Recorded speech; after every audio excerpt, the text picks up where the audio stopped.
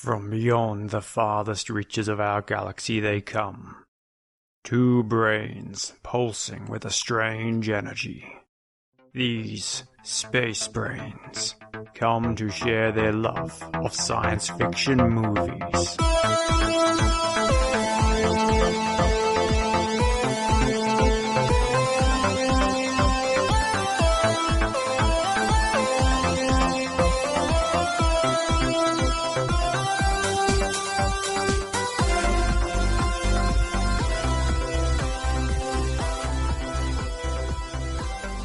Hi, and welcome to Space Brains, the show where we joy-watch sci-fi movies and then talk about what was good and what was great. I'm Surrey, and this is Mark. Hiya. Tonight we're talking about The Brother from Another Planet. It was made in 1984, written and directed by John Sayles. Now, it's just a special mention. We got invited second year in a row, Surrey, to the Little Planet Science Fiction Festival put together by Sean David Burke here locally in Perth.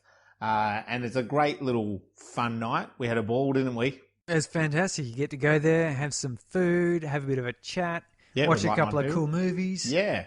And this was a great surprise because neither you and I had actually seen it before. So it was a really interesting one to watch. And I really think it was great that Sean chose this movie because it's always good when someone else says, hey, you should check out this science fiction film. So I'm really grateful for that experience. It was. It's not a film that I would have picked out. Yeah, it's 1984. It's not a big name that you're going to have heard of. It's not a blockbuster film. It's not something that, like Aliens, where we kind of keep coming back to and stuff. But well worth watching. So, definitely. Spoiler warning. Yep. Warning. Turn back now if you haven't seen this film, and you probably haven't, so you should. Should, definitely. And then tune back in and hear what we have to say. Yeah, so A Brother from Another Planet is basically about a mute alien who crashes here in New York City. And he has the appearance of an African-American man.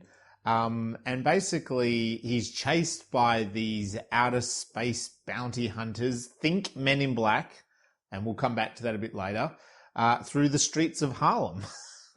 So it's such a unique kind of concept, really. I loved it. I really loved this film. I really liked the fact it was kind of a gentle, charming, but interesting, look at human life from the point of view of an alien. Yeah. It was a science fiction movie with a bit of heart. Yeah. A bit of story, a bit of message, a bit of fun. And it's a fun movie. I don't know if you'd necessarily call it a comedy. Because it's not, I don't think it's written to be comical. Or to be a comedy, though it is comical, I think is the right way I'm trying to say it here. There's kind of comical elements like the fish out of water, that same fish out of water story, isn't it? Because, you have this mute alien on the streets of Harlem. And of course, because he's a African-American, he's dealing with the sort of racism elements of that in New York City, or the refugee kind of theme, which is what John Sayles, the writer and director online, seems to have sort of quoted over the years as saying was the sort of point of this was talking about refugees and how they're treated coming to America and stuff. But there's definitely that fish out of water comedy that happens in some scenes, but then it's extremely dark and it's a bit dark and grim in other parts. Yeah. So kind of again like someone that is a fish out of water, but it's the grimy parts of New York City. So what was your number one takeaway? Sorry, my number one takeaway from Brother from Another Planet was not liking whiskey is a sure sign of insanity. Also. Agreed. We just don't see enough scenes where people have to hop around. Yeah, hopping's cool, eh? Especially when you lose a foot like he does.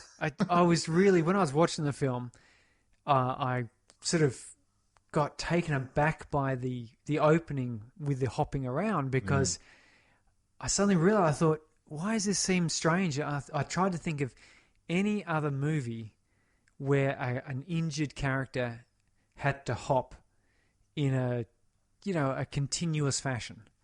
It's always just like injury, and someone might have to hop and hobble and kind of stagger over to something. But then there's generally either they get medical treatment or they get like a crutch or a walking stick, something. Yeah. Whereas this movie had an elongated period, like a whole opening scene of hopping.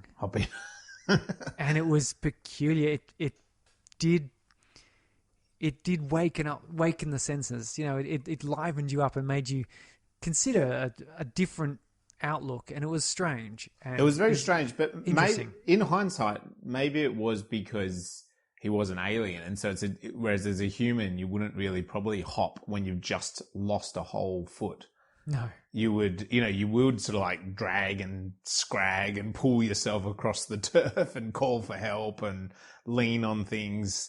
But I do wonder whether, John, if you're out there listening to this, John Sayles, it'd be good to know, like, was his intention to indicate that then it was because he is an alien and it's a different body, a different experience than us as a human, or was it more to bring in some sort of peculiarness to the film straight away? Because as you said, it was kind of a little bit offsetting that he did hop so much. He hopped around in his alien environment, New York City, and he was kind of taken in his environment with one foot. Yeah, it didn't seem to bother him all that much. No. But then because it grows back, right? So maybe it's not such a bother. Maybe we would just hop around if we lost a foot and it could just regenerate. Yeah, I suppose so. But tell me, was this hope, warning, or experiment? I'm going for the warm, fuzzy hope. I think ultimately he goes through and he's like he's a beacon or an examination of what racism is like, especially maybe for a refugee. And it's funny, this style, and I'll come over it when we go through the plot, this technical aspect that the writer chose to put in this film was so bizarre that we had all these scenes with a mute, right? But it wasn't just then the other characters going, oh, he's a mute, like I should just stop talking. They just talked and talked. There was like all the other characters, talking. endless talking. But then as a filmmaker, it wasn't like he then decided to... a lot of the scenes, the people talking were off camera. They weren't even like on camera. So he deliberately stuck with the brother character and what he was going through emotionally and trying to figure out what was happening. And these people were just blah, blah, blah, blah, blah, blah, blah, blah, blah, going on, telling their whole life story or telling some story kind of in the background, right? Like it was such a bizarre, not experiment, it's such a bizarre way of showing a scene, visualizing a scene, because it revealed so much about them as a character. Yeah, and every character was a character. There was no, I don't think there were really any just sort of standby, walking through, don't mind me, I'm on my way sort of thing. No. Everyone had a story to tell and became very characterful. Yes. Is that characterful? The way? No. Every character was a character. Rich character. Rich. But I have not actually answered your question. Yeah, it's hopeful. I went off on a little tangent. It's hopeful because all of those characters, I think, as the film progresses, they actually all helped him. They all really sort of stuck their neck out for him multiple times. And it was quite a realistic sticking their neck out for him because, the people in the bar were kind of wary of him. But then as soon as you had like two white men show up, of course, they kind of just stood up for him, as a fellow black man. Mrs. Carter as well looked after him. Again, when those cops kind of thing, when the immigration guys show up, then she says, no, you need to move on because it's not just about me. It's about me and my son. I've got to look up. But like, maybe go here, everyone in it tried to help him in some way, all of those kind of characters that had those little backstories. Even the magician on the subway, like he's nice to him, like everyone was kind of genuinely nice to him, apart from the drug dealers, and that kind of sub story that happens. He gets robbed and stuff at that one night. And then when he goes out, follows the drug dealers, sure, they're not the nicest, but all the other humans are trying to help him along his journey, I felt. So I think hopeful. Hope. I think it's a hopeful experiment. Because it is revealing this view of our world. the storyline is basically hopeful, but yeah, I'd push into the experimental grounds a little bit more myself. But well, I mean, I can understand experiment in that. Well, it is that fish out of water. Like you put someone that's obviously not of this place into that place, and suddenly the world seems either comical or like really dark and racist or whatever. And that's the whole point of fish out of water, right? Because the whole point of fish out of water is you put a character in that is so abstract to that world, and then it makes you realize some of the like stupid cultural things that we all do, right? It does make me think of all the stupid cultural things I don't do. I should do. All the things that I should do in order to fit in with the other humans. Yeah, that's exactly right. So, you know, all those little, you know, like in the bar, he's sitting there quiet, and then those like two old guys, they're like, well, he's either a drunk or he's a criminal. He's a criminal, he's insane, or he's insane, or he's a drunk, right? That was the three options. Like it wasn't that, and they're just, because he's just sitting there like fidgeting and sweating and just sort of kind of like, you know, like he's in this weird environment. And it's just funny that then they started justifying, they had that conversation justifying, well, which one would he be?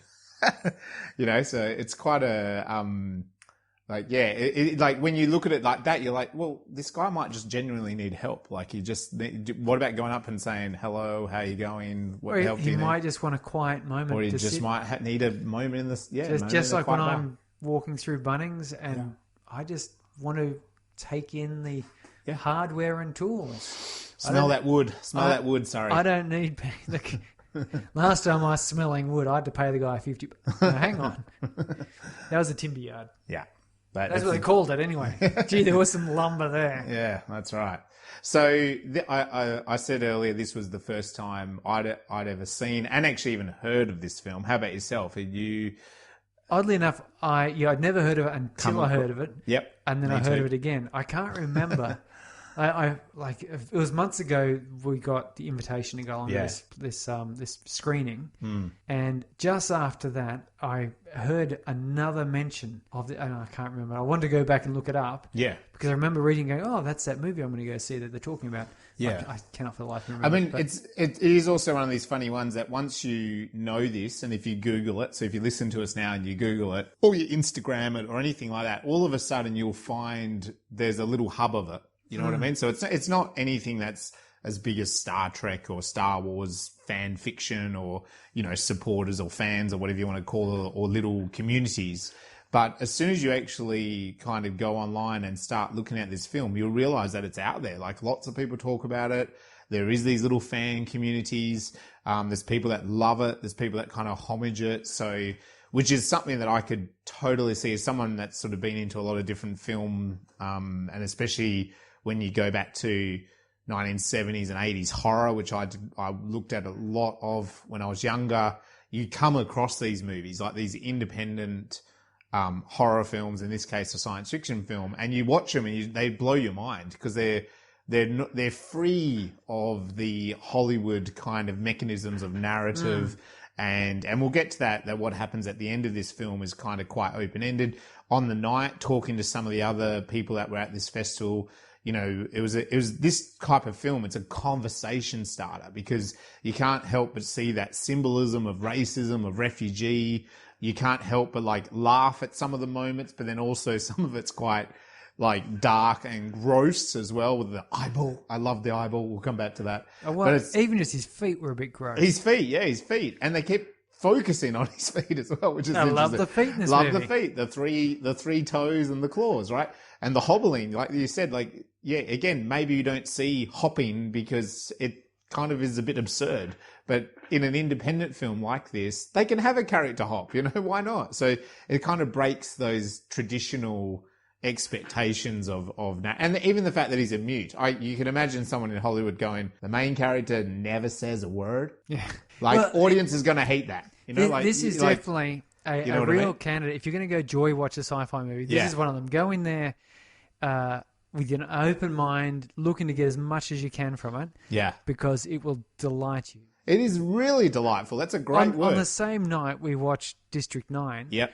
And if you went into this movie with the same idea as District 9, for example, you'd be tremendously disappointed. Yeah. But this one's more. If you're going to pair it up, it'd be with like The Lobster. Yeah, it would be. That's a good pairing. You might watch this and then The Lobster, and you get this sort of bizarre scenarios with outlandish characters, which it's comical, but it's not presented as comical. No, you know, it's funny only in its strangeness. Yeah, it's fun. Yeah, and you make a good point there and we've spoken about this with Lobster. Go back, listen to Lobster, episode 2. That there's a little bit of world building going on, isn't there? Again, which is something that we have to always kind of touch on with science fiction. Is there a world that is bigger than the film? And this film, A Brother from Another Planet, like The Lobster, is suddenly like, oh, well, hang on. In The Lobster, you go off and you become an animal if you don't pair up, right? In this, well, yeah, aliens are from outer space. There's bounty hunters. That's just what it is. And there's alien written language. There's alien written language. There's graffiti for mutes. Yeah. Oddly enough, yes. So it's like world building in that this is happening beyond our everyday knowledge, right? How did that make you feel? I felt delighted. Yeah. Yeah, I felt a little bit joyous, a little bit lighter in the mind and spirit, if you like. It made a very interesting take on Alien, because there's a lot of features in this film, a lot of scenes where aliens are involved, where it's real. The scene is Alien, and it's the hopping scene. Partway through that opening, it starts off pretty ordinary. A dude sort of crawls out of a wreckage. Although due to, I think, budgetary constraints, it sort of crawls over behind a wall where you imagine his wreckage must be.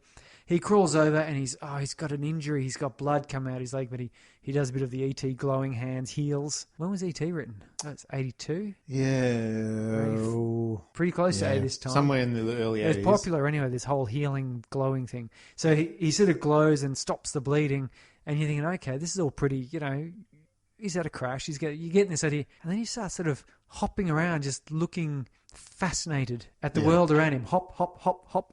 And it's really accentuated the fact that he's hopping everywhere. And it made me go, so weird. Yeah. Because I can't think of any other scene or any other movie where this has happened. Yeah. He is an alien. That's it. And then there's other scenes later on where the men in black, they are totally off the planet. They are. Right? And the way they act, the way they move, the things they say, totally alien. Like, clearly aliens who have seen a photograph of what a human is and then has decided that they can do it. I can pull this off. I'll have a beer on the rocks. Yeah, he knows. It's not even there. It's, I'll have a beer. And then the other one says, draft. And the first one says, on the rocks. Totally straight face. The bartender serves up draft beer with ice. Yeah. I'm like, weird, but okay. Yeah. So that's how it made me feel. In fact, so much so that I had to come up with another way of explaining this movie, because this is what I'm trying out these days. Oh, your alternative pitch. The alternative pitch. So it's time for an alternative pitch by Surrey. So this one here is a black man chased by white man, kisses a singer, kills a drug dealer before finding happiness riding the subway. That is the summary of this film. That's the whole plot. We don't need to do the plot bit there. You just explained it. I've just pitched it to the Hollywood executive who goes, and what's the significance of him kissing the singer? He likes it. Don't you want to kiss a singer? Come on. I mean, she's a good singer. Yeah. I don't know that attractive. Who knows? She could be a good kisser too, but she can sing. She can sing. Yeah. So anyway, that's me trying to come up with what this movie is about, whilst being a little bit tongue in cheek. Yeah. The one thing I want to touch on was, like, I agree. Delightful, joyous, inner child stuff is this film. And I think for me, where there's a strong connection is that it feels like a lot of the movies I watched as a kid. Now, I mean, this film, I think it is rated R. I'm not saying I watched R-rated when I was a little kid. Was it? Is it rated R? I thought when I looked it up. But anyway, it wasn't something I watched as a kid, but it had that 80s vibe to it. And by that, I mean like Ghostbusters, Police Academy, E.T. Yes. These kind of like the kind of kid movies I did watch in the 80s, The Lost Boys. It had that same sort of, it just was right in the thick of 80s, even the way that the drugs and the drug dealers and that kind of grimy New York City and even the police officer that talks to him, like the newbie on the beat that has a conversation. Trying to be cool. Trying to be cool. And the hip cop. Yeah, and it's all of that to me. Like, I just kind of kept having a little bit of an extra smile creeping across my face as I watched this movie. I think because of that, like, I could feel like this was an 80s movie, and there's just something a little bit special about that to me. Like, it was a little bit inner child happiness. It felt a bit like watching Stranger Things. Yeah. But this is the genuine thing. But this is this is actually 1984. So I felt that, and I said it to a couple of people afterwards. It's like, you couldn't make this film today because of how those people are portrayed. Like, Stranger Things is a homage to the 80s, but it's still in the themes of now, right? It's just the setting, it's just the clothing, it's just the haircuts, it's all that makes it 80s, right? But when you look at the theme of Stranger Things, it's much more modern. Whereas this, no, the theme is from the 80s. It's what people were dealing with in the 80s. And it feels like watching a film like this now, you notice that time difference. But it's also quite pivotal, like, we've had Black Lives in 2020, and you look back there in 1984, and these guys were still trying to make, these kind of comments about refugees and racism in America. And you can say, well, has it changed much since then? And so a film like this can kind of show you that, it made me think, remember See You Yesterday? Yeah. Where the young black people travel back in New York and the police shoot the brother, and, and it's showing you the racism in a current New York. Well, look, it's still there back in 1984. So has it changed? 40 years ago, nearly 40 years ago, 30 something years ago. Yeah. So that's the seriousness of it, but definitely the vibe of the film had that feeling. I mean, when he does the eyeball thing, and I don't know what. It's not like I've seen that in another 80s movie, but it's just felt like the 80s thing. The sort of almost gratuitous way he delights in messing around with his eye socket for ages. He does. Before pulling the eyeball out. And like, it's that sort of feeling you get that this may have been one of the earlier times of some, because nowadays, in fact, we watched Doomsday. Yeah, that was and she whips her eyeball in and out. Yeah. It's just a thing she does. And it's not, the only thing that's made special about it is the fact that it's actually a camera that she controls. Yeah. But in this movie, you got the feeling that it was like, hang on, something's happening. He's doing something with his face. And he's like, what is he doing? Oh my God, what the hell is this? He's taking his eyeball out. Yeah. You're like, yeah, I've kind of seen that before. But back then you hadn't seen that before. No, that's right. And so you got that feeling of here's something a bit unusual. Likewise, the healing, the glowing hand. The glowing of the healing. That's heals. probably the other he does thing, it a couple of times. And that's like back in 84. That was kind of mystic alien. We haven't healing. had too much of the ET and Cocoon and whatever else has also come from that, with a bit of a glow and a healing effect. Yeah. Of which there's been numerous ones have done that. Yeah. But yeah, and I think maybe that's part of it, is that a lot of the things that were being shown in the film were like showcased. Like, hey, look at this. Even though it's kind of like, yeah, okay. Yeah. Here's a jive talking black guy. Yes, we got Samuel L. Jackson a while ago. Yeah. We're lucky, Sammy. But it's back in 1984. It's back in 84. It's 10 years pre-Sammy. Well, when Sammy was just a youngster. That's just right. a little bubby. Did you have a favourite scene? Sorry.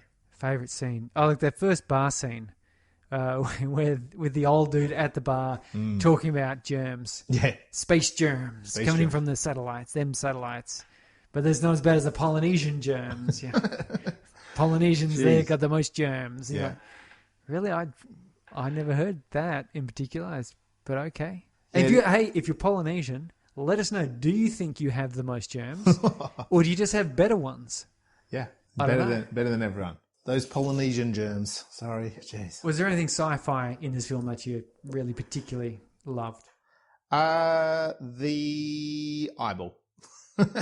I just thought the eyeball was absolutely awesome. You loved last week's eyeball too. Yeah, I loved it. I must have a thing for eyeballs. I loved that this eyeball, like a Doomsday eyeball, was very electronic, slick, futuristic in that way, technologically advanced. This one, being alien technology, or just the way they've evolved as a species, was brilliant. That it was an eyeball and it was all gooey and bloody and pussy. Yeah, so it had this weird meaty lump on it. But then when he puts it in the pot plant across the street, it like was those old school.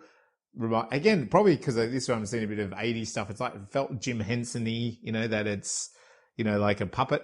But it's all gooey and bloody and stuff. They did it so well. But then, like, you would have thought, like, he can probably watch that from a distance. No, it's a video recording as well. It records it. It records, and he has to, like, put it back in his head and, like, watch back the footage. And the footage was all a bit, like, it's missing frames, which I loved. Yeah, sort of time-lapse-ish. And it's missed a few frames along the way. So I really liked that. And probably then secondly was him noticing the language on the buildings and how that was kind of like neon glow in the dark graffiti. I thought that was interesting because the first time he noticed it and looked at it, I thought he was just noticing and looking at graffiti in general. Yes, because he was taking in everything, right? Until it was brought up again later, and then he does his own bit of graffiti. Yeah, so that was quite well done because I thought it was just graffiti. It turns out it wasn't just graffiti. Yeah. So that was cool. So any science fiction creative stuff that you've been up to? Yeah, I've started writing my series Bible. Nice. For, as I said, this, I don't know, it's got a working title yet, but working title.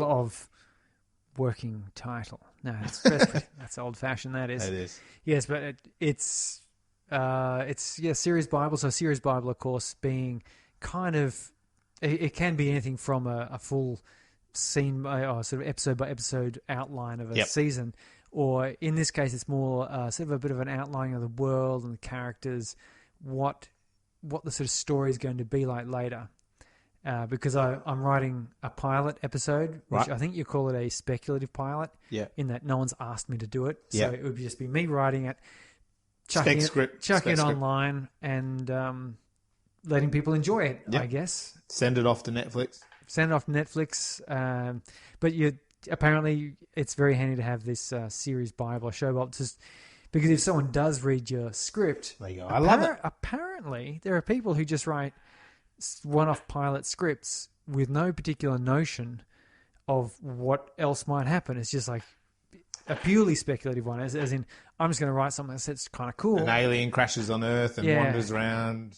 And then 1984. I guess someone else might get picked up or not. Yeah. But the Bible, as they call it, the series Bible, is one to sort of let you show that here's the sort of direction it could go in, what you imagine a larger season of this might be, and what future seasons might be available. Yeah, if that's it. But I'm using the Stranger Things as a bit of a guide on that, where they say it's basically Stranger Things right up front. It says this is a supernatural horror epic, in an 8-hour supernatural horror epic, and they make it sort of clear. They sort of say this will be done in one set of 8 episodes. Yeah. And because it's like this, we can probably get movie actors in. And they got Winona Ryder in, for example. And they then, however, later on in this Bible, sort of say, what else could come out of this? Oh, there's another, 3 or 4 stories that could come out of this. And we're thinking that originally they thought that season 2 would be set during the 90s. So a 90s revival of, the same way that Stranger Things was 80s, it'd be the 90s, and kind of a bit like a couple of Stephen King books. I guess It was one of them, but also what's the Langoliers or no, which one is it? Anyway, it's he's got a couple of these stories where it's about the kids and they come back, grow up, and they come back and have to deal with stuff. And so that was the idea. And they pointed out with this, of course, you could have new actors. Yeah. You wouldn't have to have the same ones, because if you went out and forked out a bunch for, bigger names, recognizable names, then in the second season, you'd have new people. Yeah.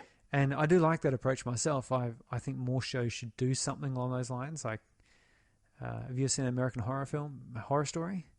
I've never seen it, but I know of it. Each season is kind of its new own. People. Yeah.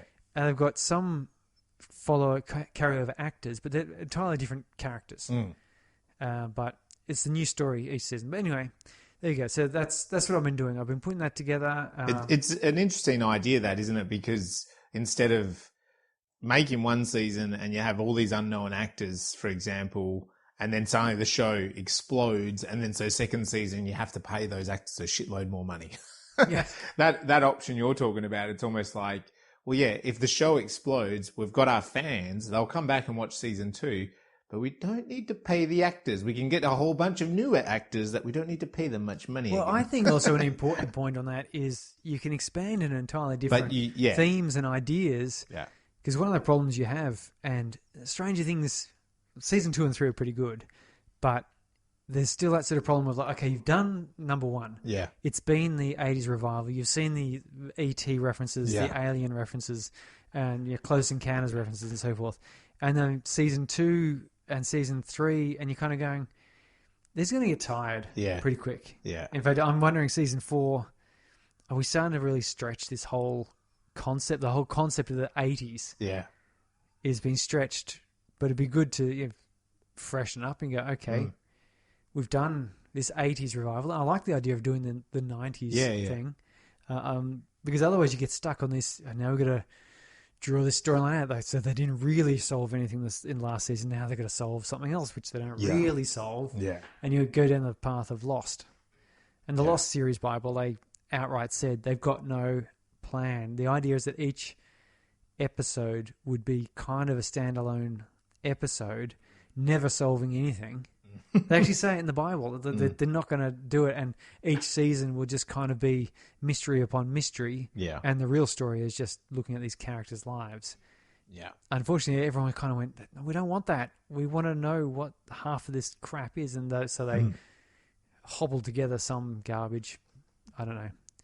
I watched season 1, 2, and half of 3, and then the second half of the last one, and that all makes sense. Forget everything in between. Yeah. But anyway, there you go. So I'm putting this Bible together, a bit of a breakdown of characters and story where it could go, and then I'm gonna try to write a script. Yeah. So that's interesting. So there's going to be visual direction, stage direction, if you like, as well as dialogue and some action descriptions, which I haven't had to do all of those things before. I had to do dialogue, obviously. And I've had to do some narration, which is kind of similar. And certainly when you're writing prose fiction, you write scene setting. Yeah. But, I haven't had to put these things together in this particular fashion. So it'll be interesting experiment to see how it all works out. Yeah, definitely. Sounds awesome. Yeah, you'll be able to, when I finish it, I'll put it up somewhere and people can pay me $1 million. I mean, read it and have fun. Yes, definitely. And how about you? Anything further there? Well, just my short film. I'm pushing ahead with that. So it's just in that pre-production sort of stage now. Just kind of right at the beginning of that. So that's exciting. So the plan will be to kind of shoot that in a couple of probably 2 months, maybe from here. So that will be exciting. Get that kind of rolling. And then the other thing is just the local Mandra film network that I'm kind of part of. I just also want to put that together with kind of people creating something. So there's not much point saying the details of that here, but it's just, I'm going to try to bring those people together and actually get them to make something. So that's going to be happening hopefully in a couple of weeks. That's going to be the plan for that. That's great. Yeah. And of course, Space Brains Productions is now... So I was going to say, a business registered, and we can move ahead now with our full branding. Yeah. In preparation for amazing productions, I guess, by Space Brains. We're going to be putting on a song and dance at some point, aren't we, Surrey? It's going to be about science fiction. It's going to be about movies. It's going to be about creating inspiring stories and things. And supporting other people to make their project. Yes, because ultimately I'm selfish and I just want other people to make good movies for me. Yes, and maybe Space Brains Productions can make that happen, possibly. But anyway, there'll be some bigger announcements with what we're going to be doing with that coming soon, very soon. We're taking that very serious, aren't we, Sorry? Yes. Official meetings. And the reason why we don't go too much on it because we haven't yet figured out exactly. Be premature. We signed the business. We got the domain. Pretty big ticks. I'm just waiting for the time traveling selves to come back in a phone box and tell us that we are the saviors of humanity, but we have to do a live presentation of Space Brains to change the world. Yeah. Why not? Excellent. So let's get into some more details of the film and the plot. Going to just kind of get stuck into it. Main thing here is John Sayles. Let's talk a little bit about John Sayles. Now, after the film, you said to me straight away, he's one of the men in black. He is. He's one of the agents, right? And I was like, oh, really? Okay. Because again, I knew nothing. I didn't really do much Googling before watching this film. Again, just going in with a positive attitude and just having a look at it. Interesting, if you look him up, he's made a bucket load of films. This is a filmmaker. He's a working filmmaker, this dude. He's been around making films since the mid-70s as a scriptwriter and a director, and also other roles, producing, etc., and acting. But yeah, it's quite impressive. I mean, you talk about you like wanting to make a script. Well, you need to just get John on the phone. This guy has written a lot of scripts. He's probably already made mine. Yeah, which have been made. Like this isn't someone that's just putting scripts on the internet. This is like me. He's actually made a bucket load, and in the mid 70s, early 80s, he's actually credited. He worked with Joe Dante, director, on quite a few of those 70s, 80 horrors, and a couple of ones stand out. Actually, his first script was the Piranha movie. Oh, Piranha, okay, right. Like the original one. Like this is 1975. Is that one with who was it? Is it with Roger Moore in that one? No. Why do I think there was a Sean Connery, a young Sean Connery, or I think that Piranha had a James Bond. Yeah, it might have. But Roger Moore. Roger Moore. I think Roger Moore is in it. Might be Roger Moore. But anyway, IMDb that, fact check us. Yeah. And Roger Moore. Yeah. Cool. I won't ask him to ask me. Talk to me. But anyway, Piranha, The Howling, Alligator, they're all ones that I've seen, late 70s, early 80s. I remember Alligator. Alligator, he's a little tiny alligator flushed down the toilet. Toilet. But then he eats, it's drugs that are flushed down the toilet from a science lab. Yeah, it's that are special drugs, and makes him really big. But this kind of, and there's others there, but I just wanted to mention those ones because I think, and the Howling, this is one that terrified me when I was quite young. I got nightmares when I was just a little kiddie, just from the promo of the Howling I saw on some other movie. It's the one that, it's gone on and made numerous sequels. Have you seen The Howling in Australia, marsupials? No. The marsupial werewolves. Oh, really? Yes. No, I have not seen that one. That's a real it's really not very CD good. grade sort of sounding movie, but need to check that out. It's good because the premise is marsupial werewolves in Australia. Yeah, right. It's not good in that they had like $50 in a weekend to film. But, yeah, have a couple that of might drinks, have been one of those friends. In the 80s in Australia, you could claim the total cost of a film on your tax if you were like a lawyer or anything. So suddenly in the 80s, this is what we got told at film school. In the 80s, there was this huge amount, like even a lawyer in Perth who was like high paid lawyer, took a film crew to Rottnest and made a film where he was like the action star, and it cost, like he spent like $1 million on it or whatever, right? And it's just this terrible movie because there's no script or anything, and he just wanted to be an action star, and it was a tax write-off, right? So, and we're all going there, the government should do that again, employ all us filmmakers to make terrible movies, So now it's you get the producer's offset is a 30% tax write-off, so which is why Hollywood can come, it's an incentive more for Hollywood because you take Thor and it's $100 million, well, they get 30 million back, right? If they make it in Australia. So it's an incentive. And many countries do that, and states and stuff. Anyway, I just wanted to touch on John Sayles. He's a real working filmmaker, scriptwriter, and you can go there. He's also in the 80s. He made this one, Brother from Another Planet. Interesting. He took, I don't know exactly the details, but he got some sort of art grant of $350,000, and he just took that and paid for this film. Nice. So it was just, he just took that whole grant. I don't know if he was supposed to or not, but he just poured it into this script. So obviously he couldn't get anyone to make this maybe out, or he just wanted to make it. And again, going back to what I mentioned earlier, what gave him a lot of freedom, indie freedom, that he could just make the film. It would have been a the way hard sell to go to Paramount Pictures and say, I want to make this film. Paramount Pictures would sort of say, okay, so tell me the tagline.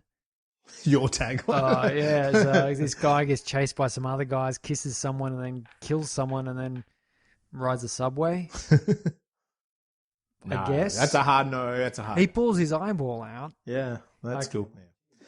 Anyway, so look him up. There's films in there I've never heard of, but he's been making stuff all the way up until recently. So still making stuff today. So yeah, good on him. The other thing is just, I mean, the film's full of a lot of characters and going back, actors playing those characters we talked about as well. And there's a couple in there that are super recognizable, isn't there? Yes. But they're not names that you would recognize. No, I couldn't call any of the names, but I'm going, I swear I've seen them on. Yeah. And as the same sort of character in other movies. Yeah. So it's interesting that way. But the one to talk about, of course, is JoeMorton. He, of course, as you said straight away to me after the film, he's the guy that they break in. He's got the Terminator claw and the hand, and he like melts it or whatever, so that the future doesn't happen, but it still does. That's obviously a famous scene from Terminator 2. He's in there, but it's sorry if that spoils it. No spoiler. But he's also been in a bucket load. He's kind of like John in that he's a real working man actor. You go on there, he's like 175 credits of acting, from 1970 to today. He's been in a couple of really big TV shows like LA Law. Not LA Law. What's Law and Order? Sorry, Law and Order. And recently he's been in a couple of ones. Eureka, which is a science fiction TV show, actually. I think it went for about 7 years. He all the episodes of that he was part of. And another show that I think's a bit more of a lawyer show called Scandal. I don't really know much about it, but again, he's on that for 70 episodes or something. So, and there's films dotted all the way throughout his career. So JoeMorton plays the mute really well in this, I thought. The brother from another planet. And he doesn't blow up any buildings. No, he doesn't. So, you've mentioned this hopping. Let's talk about the start of this film and go through some of those plot points, sorry. So, the start, I think you're completely right. We have a non-budget start where there's a alien crash landing on Earth. And we just basically, it's kind of like an astronaut, isn't it, in a spaceship, shaking and wobbling and all that kind of thing. And then we hear like a big splash, explosion sort of noises. We see like a shooting star over New York. And then we get him kind of clambering out of is it the Hudson River? Is that what it's called in New York? Or the ocean part? I'm not too sure. There's some water there. There's water. And there's like the Statue of Liberty. Yeah. And I want to just touch on that. There's such a great shot. You're talking about this hopping. He kind of hops out and he's hopping along it's like he's getting, for the first 5 minutes of this film, he's getting his bearings, right? And it's like, so there's a moment he climbs out of the water, I think, and you see the New York skyline. You've seen the Twin Towers. Always interesting to see them in the old films. Dates the film, but also they were so iconic. They were so iconic. All the old New York films that was a big thing, right? New York, right? And then the next thing is he like kind of turns around and I think he maybe sits down a little bit on a bench and there's a great shot, low angle looking up where the Statue of Liberty's kind of out of focus and in focus, but it's behind him. So because that's the Ellis Island immigration port. Yes. Which has got that famous plaque about, if you're not born in America, go home, we don't want you. Yeah. No, it says the exact opposite of that, regardless of how many walls people want to build. And so it's sort of, I think, it's still one of those, I guess, slightly ironic sentiments in that everyone loves it because it says, give us your huddled masses, you're weary and so forth, and we'll give them opportunity. I'm paraphrasing. But then at the same time, national policy, and this is not just Americans. No. This is most nations. Most countries, have a general policy of not being particularly welcoming. There's kind of a fear of new people coming in and taking jobs, invading hordes, reducing our quality of living, or doing something dreadful. Yeah, despite the fact that the United States, like Australia, and like a number of these countries, are made up of people who have come from other places. Yeah, of course. And, trample on the poor old native people who are sort of going, go back to where you came from. It's like, we can't. It's too late. Yeah. So you're right. The Statue of Liberty is kind of it's liberty, it's freedom, right? It's supposed to be a symbol of kind of US, come here, we'll look after you. But then in modern day, 1984, it's like, no, don't come here. There's a lot of paperwork you have to fill out. Yeah, it's complications. It's too much. Look, I don't mind if you come here, but you've got to fill out these forms and show me some ID and blah, blah, blah. So anyway, he wanders around. It's a great shop, as I said, a great shot. And he is pretty, he's kind of, very quickly, you're kind of feeling for him, like, as I said, fish out of water, or a bit more like a child. That's kind of what it's a bit like a child wandering the street of New York. Because he's not speaking at all. He's not speaking. He's not really... He uses a lot of facial expressions, yeah, which is more childlike. Yeah. Adults have, I guess, in general, we as adults tend to use our faces less communicatively because we can talk. Yep. And because we've learnt to show a bit of reserve to judge things before we jump in.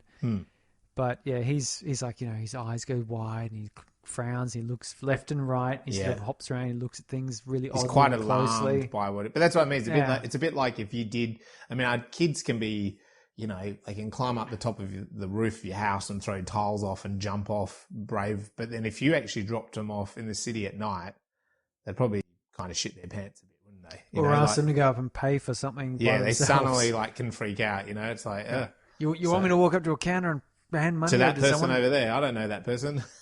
No, I'd rather do something safe, like jump off the roof of a shed. Yeah. So both are examples about jumping off high places. Yeah, well, we've all either been there or seen it. So. Yeah. So he's like that to me. He's like a child. So you kind of feel for him. You're quite empathetic or sympathetic to his cause pretty quickly, I think. Plus he's hopping. He's got 1 foot.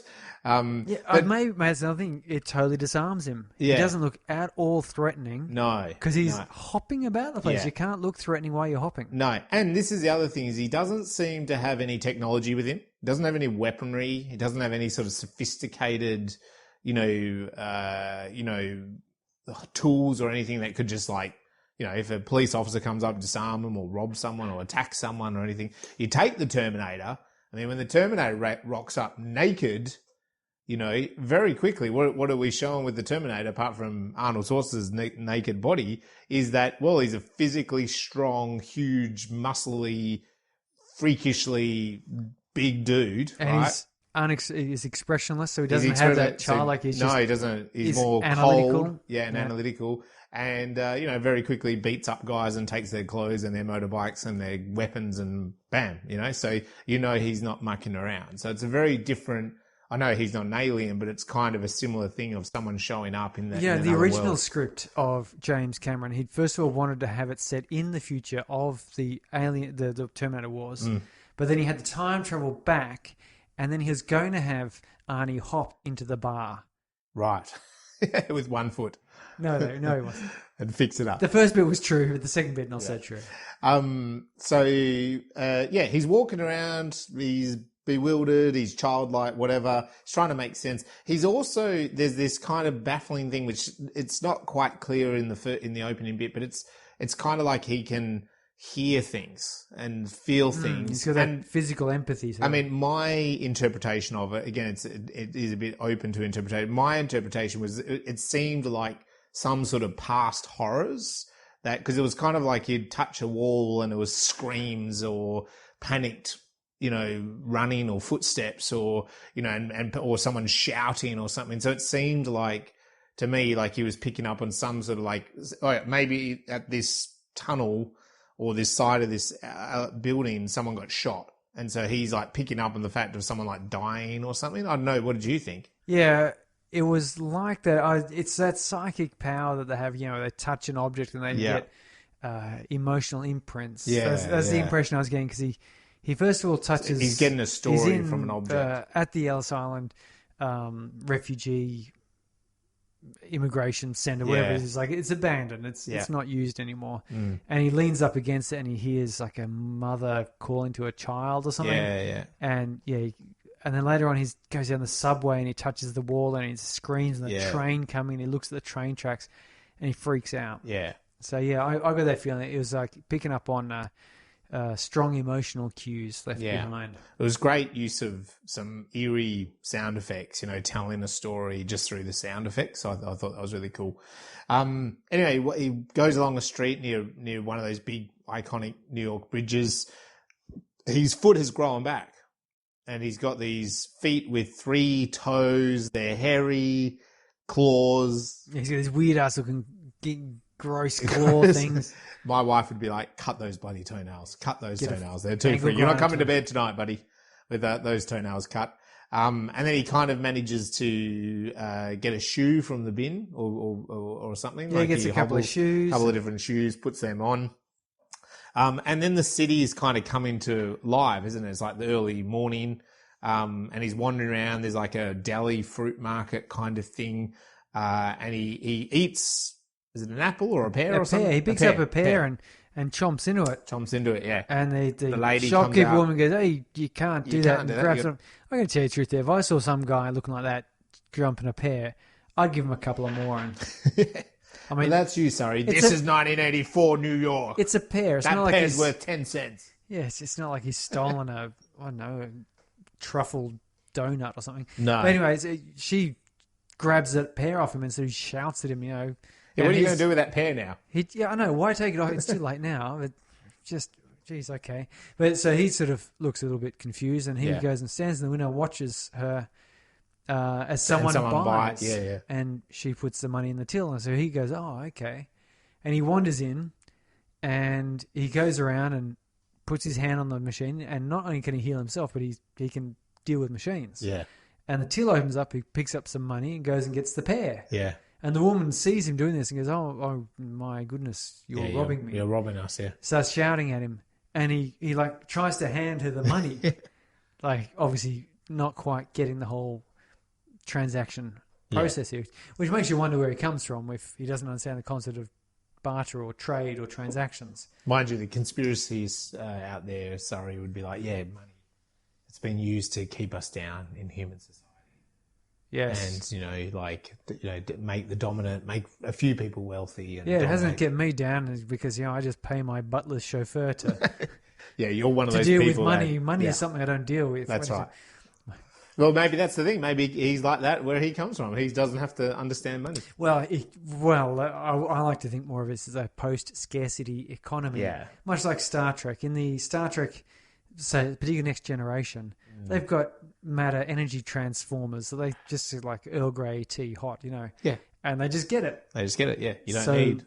There would be no reason to hoard food or anything like that because... you could just create it. You just go up to the replicator and replicate something as much as you want. But maybe he comes from some place like that where he goes, oh, there's a pear, I'll just eat it because there's an infinite amount of this. Yeah.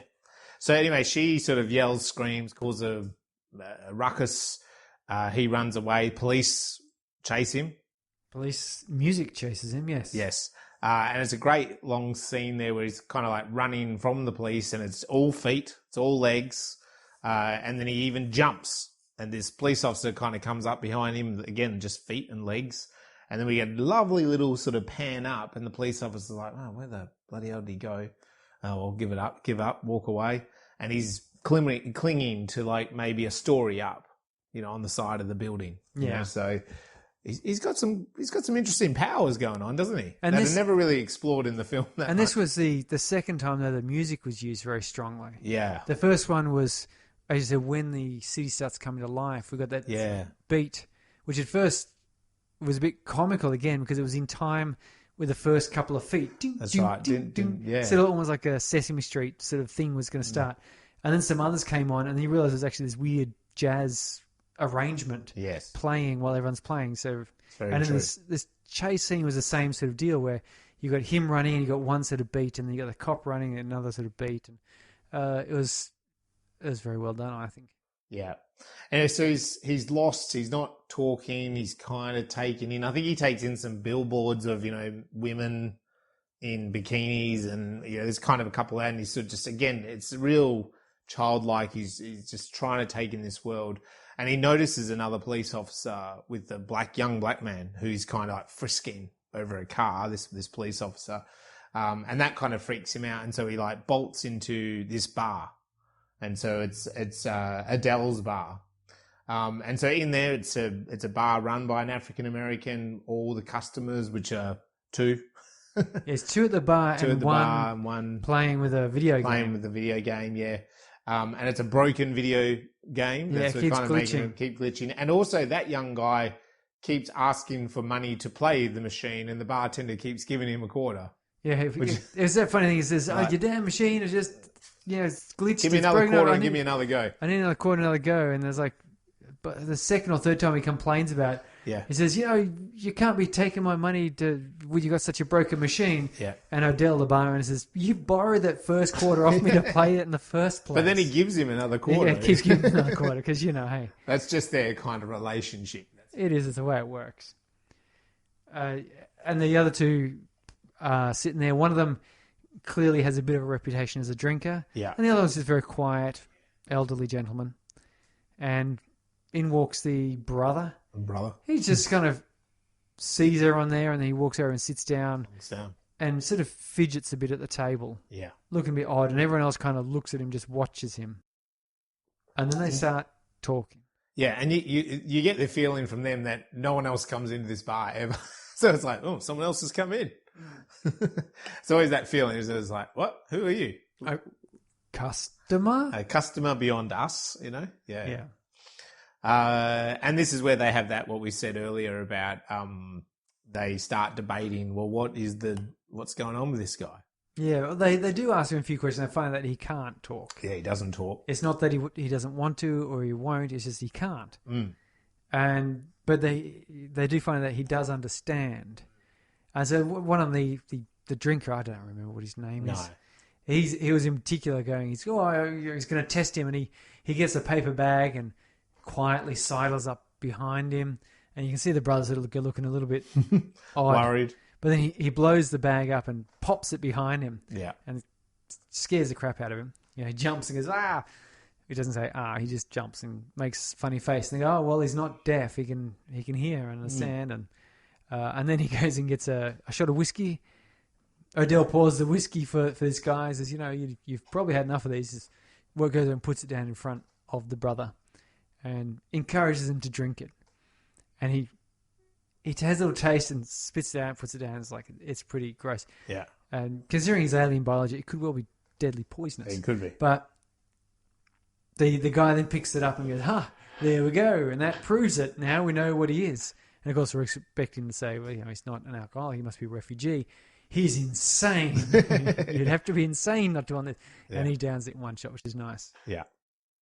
So it's a cool little debate. And that whole time that they're all talking, again, it's what we mentioned earlier, that they're talking off camera in a way as these scenes with the brother are unfolding. It's that, as you said, the Peruvian germs. Polynesian germs. It's first of all, someone, the drunk guy, he says, oh, there was that satellite crashed or something. Yeah. Maybe he got hit by it and maybe that's knocked the senses out of him. Mm. And then I guess there's space germs. They're the worst kind. They put them up there and then they send them down here to get us. Yes. Who knows what changes they've had. And then he's just silent for a while and the other guys are talking. And then just out of the blue he says, Polynesians. Now they got germs. Yeah. Which is all like just symbolism of racism, of what everyone thinks of other races. Yeah, it's just massive that sort generalization.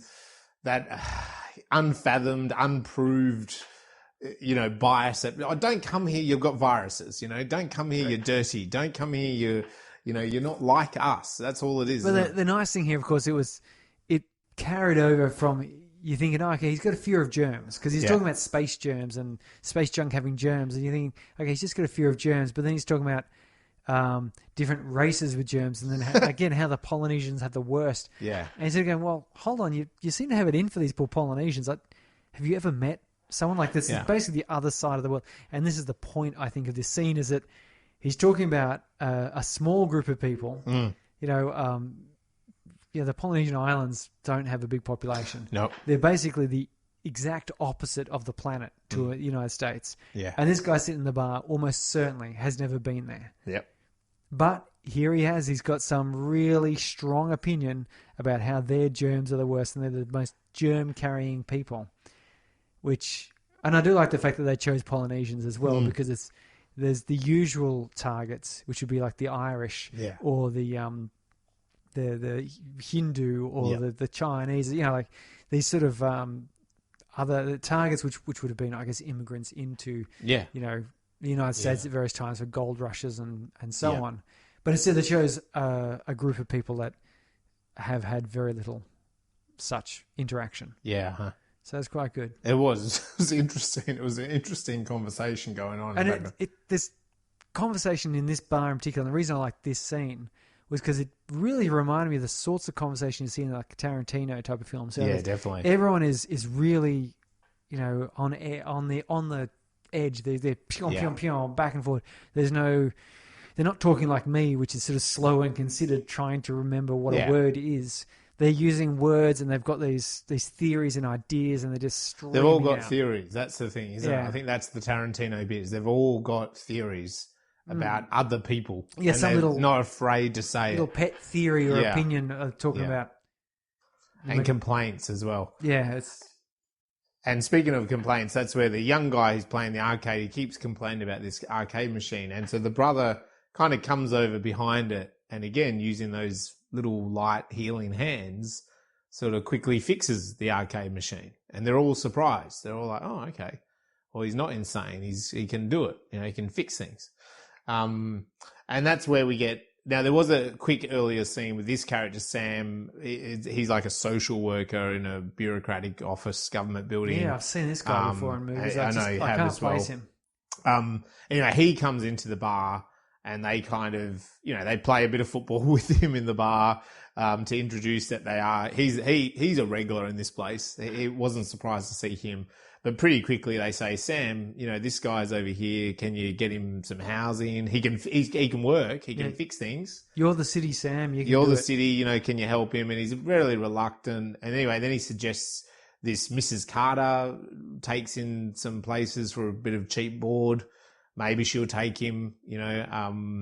He goes and has a conversation which really showed how much of a social worker he was, because he kind of like actually asked him, "Is he okay? Is he all right?" And he got nothing out of him. And then he spoke, I think, Spanish to him. And then he was like, "Oh, are you Haitian?" And like, it was a bit more, it wasn't the racist, "Oh, he's from Polynesia, he's from space," like it was a bit more logical, that Sam tried thing. And they said, look, he fixed the arcade machine. He can probably, you can probably get him some work or something like that. So he takes him over to Mrs. Carter, who's this single mum. And oh my goodness, I mean, you talk about Tarantino. To me, this just spilled out Tarantino, this conversation that she has. Oh, she was amazing. About the ex, the father of the child and the ex, her ex-partner and the clothes. And she kind of was repeating herself a bit. But the reason why it's also a bit Tarantino is that the shot is just such a long, slow shot. And he's sitting there in front of the TV with the young boy very innocently. And she's coming in and out of the room telling this whole story about about the boy's father and about how he left her and for another woman and he's got all these clothes and what was he expecting me to do this? It was just such a great Oh, and I hope you eat pork. Well, it's too bad if you don't, because that's what would happen. She asked him 2 or 3 times the same question. It is. I know. She disappears off. She does most of it. She's off in the kitchen, I assume, preparing pork. She's not in scene. She's off scene, but her voice is going the whole time. And the brother's having this little moment with the boy who says, "Oh, do you like watching this TV?" And look, I cut myself, and pulls the Band-Aid off, and the brother sort of looks at it and sort of motions, may I have a look? And the kid says, "Yeah, okay." He touches the knee and it heals. And he goes, "Oh, thank you." Yeah. That's really nice. And they sort of have this communication here where you can see the innocence of the child. He's not judging. He's not saying, "Oh, you must be this, you must be that. Yeah. Why don't you this? Why don't you that?" It's just kind of, "Hi, how are you going? Do you like this? Look, I cut myself." And that's that contrast. And the mother is rattling on and on about her grievances and No, not in a terribly mean-spirited way, but it's just, it's constant, non-stop. There's not even a chance to breathe between her words. No, there wasn't, even if he wasn't a mute, I don't know how many words he would have gotten back in there. Anyway, so it's interesting here because from Hughes taken to the job, and this is also where when people start asking him where he's from, he keeps giving the thumbs up, and which people sort of thought meant like another part of New York, uptown, upstate, uptown, up Manhattan, whatever. Oh, he did it to the boy up, and the boy actually looked up to the sky and like pointed to the stars, and the guys nodded. Yeah. So he's the only one who didn't, layer his own prejudices on them. So the next day, Sam takes him to, I think it's like a job corps bit of a job, and it's a video arcade machine, time zone, as we would call them here, maybe back in the 80s. An arcade. What do they call it? An arcade parlor, maybe. If you're American, you could probably correct me on this. And I'd call it an arcade. Arcade, yeah. I don't know. Anyway, in Australia, especially in the 80s, they've kind of died off a fair bit now, but there was a big company called Time Zone that did arcade machines. They're still around. They're still around, but not that same not extremity, since, PlayStations and stuff. Anyway, so he goes there, and of course, there's a lot of broken down arcade machines. Did make me wonder, was that a thing? Was a lot of these machines really did break down all the time? I've watched this very interesting documentary about the birth of computer arcades and so forth. And so these machines were hard, wired, if you like. They weren't like a computer that you just load stuff on. The game was programmed into the circuitry. Yes. Not just a bit of software written into a chip. Yeah. That was there for certain, but there's also circuitry to make the sounds and make the graphics and so forth. Right, yeah. So it was easy. And these games, Mrs. Pac-Man was actually a fan-made mod of Pac-Man. Right. There was like a group of guys that took things like Missile Command, if you remember that one, and then they upped the difficulty and upped some of the effects, and there's little add-on cards that they put in there. Yeah. And of course, who was Atari got a bit miffed at this and hired them. Yeah, right. It's a fascinating. You gotta watch the documentary. Yeah, that sounds cool. What's it called? I can't remember even what it's called now. Okay. It's on Netflix. It's about arcade machines, video games, history.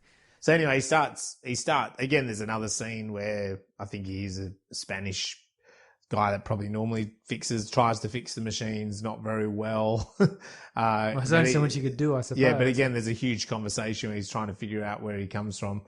And he fixes a machine and makes the boss happy. So he's got a bit of a job, bit of money. And he takes, this is kind of interesting. He takes the next day or whatever it is, weekend, whatever, he takes the son to a museum. And then sort of at this museum, it's a lot about black slavery and black immigration and sort of, the history of African Americans in the United States. And he points particularly to this illustration depicting an enslaved African American who is running away kind of from the troops or from the farm. I can't exactly remember, but he's running away. And he kind of then points to himself, and the son does kind of, it does indicate that he's running away from something. Yeah, he points to himself and at the picture. And... Yeah. So there's kind of some sort of connection, similarity that maybe he's running. Along the street, he frees a dog that probably shouldn't have been freed. No, you kind of don't. Like, if it was tied up on a leash, then someone... Probably tied it up. Yeah. And then also... The dog was happy. I think there's a bit of a symbol there. Let them go. It's also a dog running loose in a busy city is probably not great. Probably not great. Again, this goes back to that kind of, it's not funny that he let the dog go in New York City when it probably shouldn't have been let go, but it's kind of funny. It was funny in that he misunderstood. He misunderstood it, yeah. He thought the dog was being oppressed. Yes. And maybe it was, but... yeah. It was a symbol of oppression, and he was sending it free. Anyway, we now get the real start of the weirdness and also a connection to Men in Black. Now, this is 1984, so it's a long time before Men in Black. But we are back at Adele's bar, and we get these two white men in black. One is played by David Stratham and the other is the director, John Sayles. And they arrive at Odell's bar, beer on the rocks, draft beer on the rocks, which is such a funny way that they did it. And they're very robotic, mechanical. It feels like they're out of place. It's kind of obvious to us. They're mirroring each other's movements. They are mirroring. They're moving together, and then they do this weird sort of choreographed. The whole time they're moving, I always got the feeling of dancing, like there was. It was that same sort of choreography where they'd sort of seem to move on a beat. Yes, move on a beat. And it really, that was one of these really alien effects where you suddenly realise how alien they are. They're not just a couple of people. It's not just two white guys in African American acting strange. They're alien, as in they don't seem to be moving like humans do. No, they don't look like just like a couple of weirdos. No, they're actually moving in a very purposeful and totally different way. Really well done. So they ask about the brother, and of course, none of them give anything away. Yeah. They're all very, they keep their cards close to their chest kind of thing. It's a weird, the way to think about this scene, like Surrey's right, they're alien. It's a weird twist on Men in Black because Men in Black are two guys in a suit chasing aliens, but in this film, the two guys in the suits are also aliens. So it's a bit of a different twist on it than what happens within the Men on Black. They're out to recapture the brother. It seems to be they've got a picture of him. They're looking for him, and it seems like they're on his tail. But no one gives anything away. They leave. They leave in a very melodramatic fashion as well, together out the two doors. Yes, walk up. They walk in single file and they just split into two. Yeah. Each one I'm taking a door, open at the same time and walk out at the same time. Let all that light in. Like I said, in that sort of weirdly choreographed, as if they were computer controlled or something. Like it was just strange. It was very strange. In fact, if you're looking at how to portray aliens in a movie that are trying to pretend to be humans, this would be pretty good. Good study for an actor out there to do. On the subway, the brother meets this weird magician. He's doing card tricks and talking, and he's telling, he's going through this whole thing about, if you pull out two sisters, and he's like doing the cards and whatever, 10 paces. Go get another person from a bar, and so he goes off and he comes back, and there's a couple of jacks. Anyway. And I thought the whole time he was going to swindle him, but he doesn't. Like, that's what I was kind of thinking. I was like, where is this going? Like, what's going to happen here? Is he going to try to rob him or something? But he doesn't. And then he ends up saying this kind of like magic line. He goes, I can make all the white people disappear off the train. Yeah, do you want to see that? And the brother sort of... Yeah, sure. Yeah, sort of nods and goes, yeah. And then it pulls into a station. Yeah, is it... I don't know. Something about the next stop would be... Harlem or something. Yeah, I think the idea is that like this was the last stop before Harlem. Yeah, and all the white people do get off, and the brother looks around the train, and everyone is African American.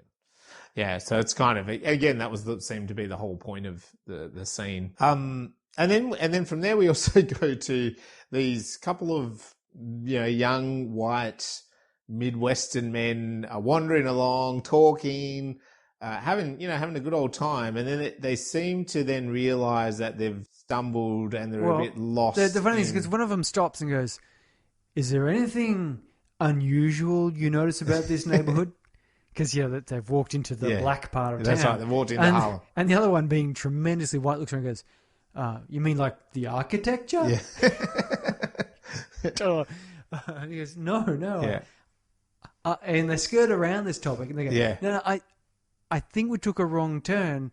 This isn't where the convention is." Yeah. They're like all the time they're trying to sort of say they're all black. Yeah, everyone's black around us, and how much should we panic or how much? But should instead, we just... they kept circling around it a little bit and sort of saying that they got trouble and then finding. You're lost. Do you remember where the subway was? How can we get back to the subway? And where's this, that, and the other thing? It was a great sort of squirmish scene, wasn't it? Yeah, you could see they weren't. They weren't didn't comfy. want to be, and they weren't comfortable. They didn't want to be outright racist. They didn't want to admit that they're maybe a bit worried, and why they should be worried. They just kind of, They take themselves into Odell's bar, though. Yeah. And, they walk in with that sort of, oh, yes, this looks like a fine establishment. Yeah, looks lovely. Even though, and they leave off what they're thinking, this is a fine establishment, even though there's no white people here. That's right. So they just say it's a fine establishment. They sit down and they order a couple of beers as they try and figure out what's going on. Yeah, where they are. And they get a pretty cold reception from everyone in the bar, but they sit down next to the brother and then they just start again talking his ear off, don't they? Yeah, they're here in town for a self-actualization conference. if there's anything more, I guess, white, maybe even in the Midwest, than a self-actualization conference by a couple of young yuppies, who knows? And they do drink a fair bit of beer, like another 4 or 5 bottles each, sort of thing. Yep. And so we cut to them when they're obviously a little bit drunk. Yeah. And there's that one of them, is trying to make this point about Ernie Banks. I see your note there. Is that? Yeah. Who I'm taking it to be one of baseball those player. stickball hitting people, where they have the bat and it's golf. It's called baseball. T-ball? No, baseball. Baseball. Yeah, and the guy saying, when I was growing up, I wanted to be Ernie Banks. I didn't know that he was black. Yeah. I just wanted to be him. We didn't have any black people where I was, or at least I didn't notice them. And then the other dude is just sort of, it's in his wrists. So all the power's in his wrists. Yeah. And they're just going on and on like this. Yeah. And you see everyone in the bar is just kind of looking at them going, what? Yeah. Why? And finally say, see, this is what we need. Just talking. Communication. Yeah. We need more communication like this between... Again, they're like skirting around what the problem is without getting it. And then that's when Adele, the bar attendee, owner, just says, look, if you take a couple of blocks up here, turn it right, turn left, there's the subway. Get on it, the A line or something like that. Get out of my bar, basically. You've bought enough beer now, thank you. I think it was one of those things that like they came in and it's like, oh, these white guys, oh god, like who gives a they're on their own. I'm not going to help them. After a couple of hours of like and then they're talking like this, I think it's like, you know what, it's worse that you're staying here. Get lost. Yeah, there's sort of like that marginal quality. They're buying beers, so that's good. Yeah.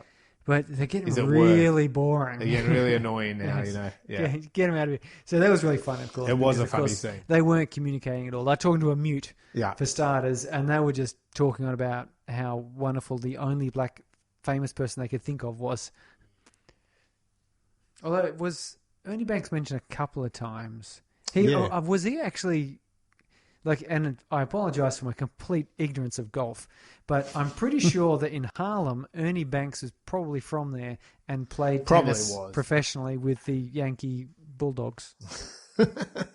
He probably did, actually. Probably with those Bulldogs. He was probably right up there. He was probably their number one snookerist. Wicket keeper.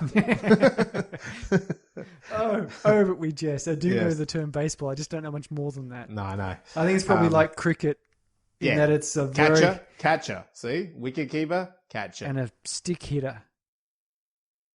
Batter, I think. They call it a batter. It's pretty simple, I think. Run around some plates. Home run. I think it's basically like cricket, but you've got 4 plates instead of 2 wickets. Yes.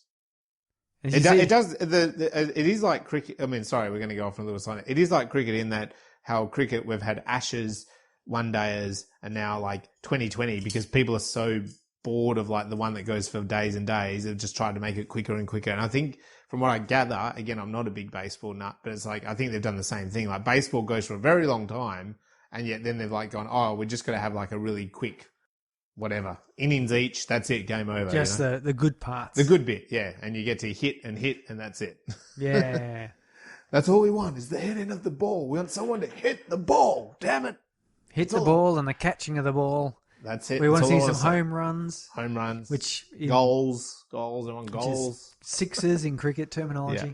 Anyway, we're gonna bore our audience here. I'm already bored. I know, bored talking about goals. Anyway, then there's a bit of I think he wanders around, doesn't he? And he starts to get infatuated with these posters of the singer and stuff. But he comes across this kind of part. Oh, that's right. He tries to get in, I think, to the singer. I'm just trying to remember the plot point exactly. Like, he tries to get in to see the singer. He's denied because he doesn't have enough money. And then he goes back, and then this is where he's kind of comes across. Remember, there's like junkies and homeless people around the fire, and he kind of he has some drugs, doesn't he? He does. And then he wakes up. Well, he met those two young guys down in the stairwell of his Carter's. Yeah. And they're clearly, they're clearly wearing 80s fashion, which would only be seen as fashionable in the 80s. 80s drug dealer fashion. Yeah, right? you're sort of looking at it going, that's quite peculiar. But anyway, I have to beg a bit of ignorance here because this is where I went to the bathroom. Right. And I came back and he had some drugs. Yes. And he had a bit of a trip. Yeah. And I think he was just trying to find out what the hell was going on with this.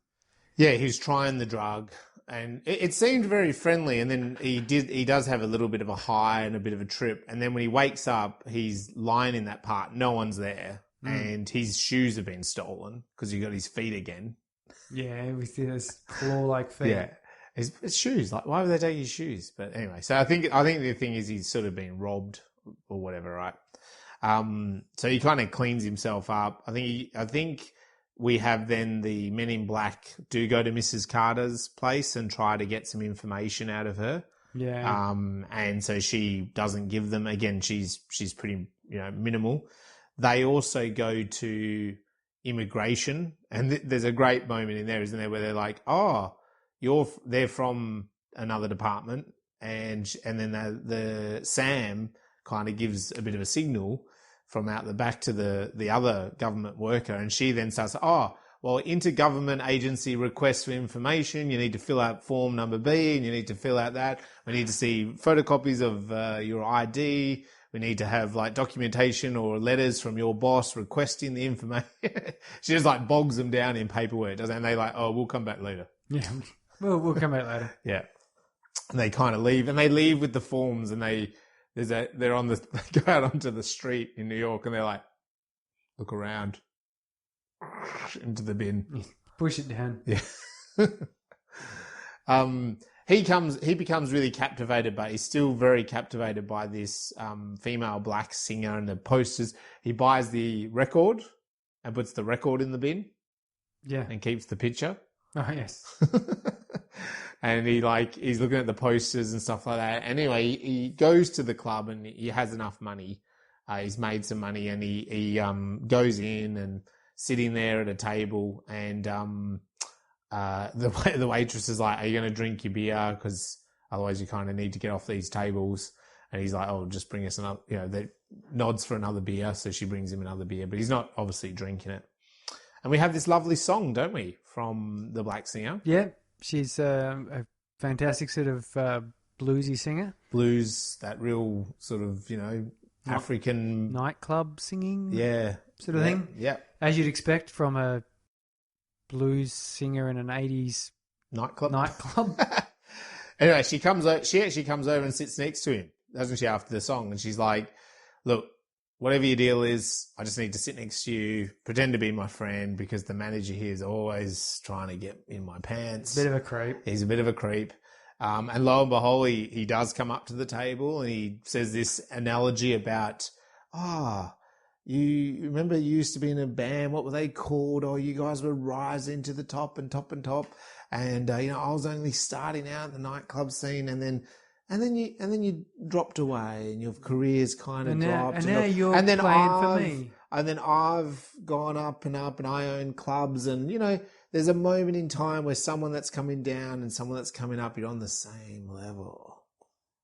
Yes, and she's like, "Yeah, no, you're not going to be on my level." No, and this guy here, he's my boyfriend from Philadelphia, I think, or something, or Chicago, or something. Yeah, something like that. And because he doesn't say anything, he kind of holds the table kind of thing to this guy, doesn't he? Yeah. Well, the other guy sort of tries to get a bit out of him, but can't get anything out of him. Just silent, and finally gets up and leaves. Yeah, he leaves it. Anyway, she's besotted by, I think, that performance. Well, also, the old brother, he's indicated that he can't talk. She knows he can't talk. No. But he's told her that he really loves her singing. Yeah. And she thinks he's joking. And he's very genuine about it. Yeah. Which, she really appreciates, I think. I don't think she gets enough people telling her that she's a good singer. No. And anyway, they go back to her place and, have a little... They kiss. At the very least, they have a kiss. They have a kiss, but they're in bed. They wake up and then they're like... Do they have a cigarette? No, I don't think they have a cigarette, but they do... Oh, look, they have sex. It's implied that... Yeah, there's this whole thing about movies, particularly from the 80s. Yeah. Wake up, have sex, and then have a cigarette. It's like... Yeah. That just sounds revolting to me. But you know what? It makes good cinema. It does. Cigarettes really play... They're still, even though the popularity of smoking has dropped quite a lot, they still tend to get thrown into characters' hands. They do. Because... And this is a trick I've noticed in a couple of shows and things. Vikings does it the most. But also The Witcher does it. Not smoking. Yeah. It's when someone has got a bit to talk about, a bit to say, and there's a bit of dialogue between people... They at least make one of them like doing something else. Yeah. And the easiest one there is like lighting up a cigarette, taking a puff, blowing smoke out. It's a way of sort of going,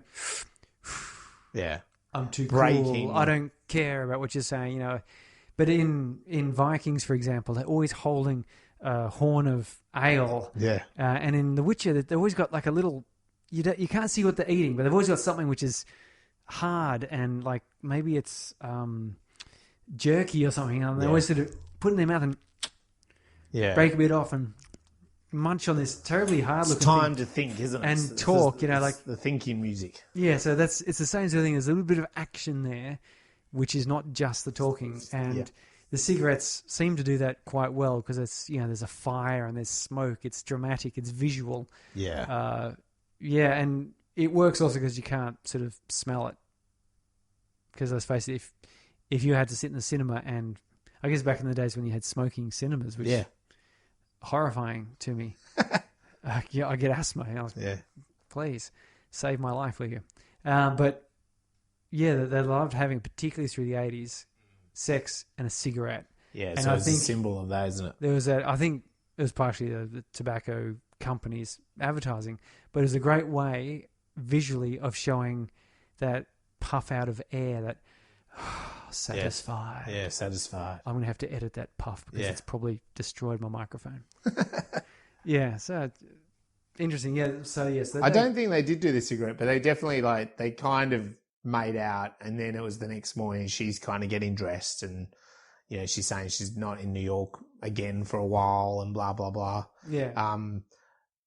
The film then, after that, he discovers the junkies again, which sort of the same as the scene he had earlier with the trip and that. He kind of comes across the same guy again running out of a park. And when he goes in, he discovers a young man dead with the syringe in his arm, and he tastes the product, which is like, God. That was an 80s thing as well. You always see the movie, the cops, they cut open the thing and pull out a bit of the white thing, a little bit on their pinky finger, and dip it to the tip of their tongue. But he did that with the syringe, right? Like he pulls out the syringe, which is like the blood, and it's like, oh.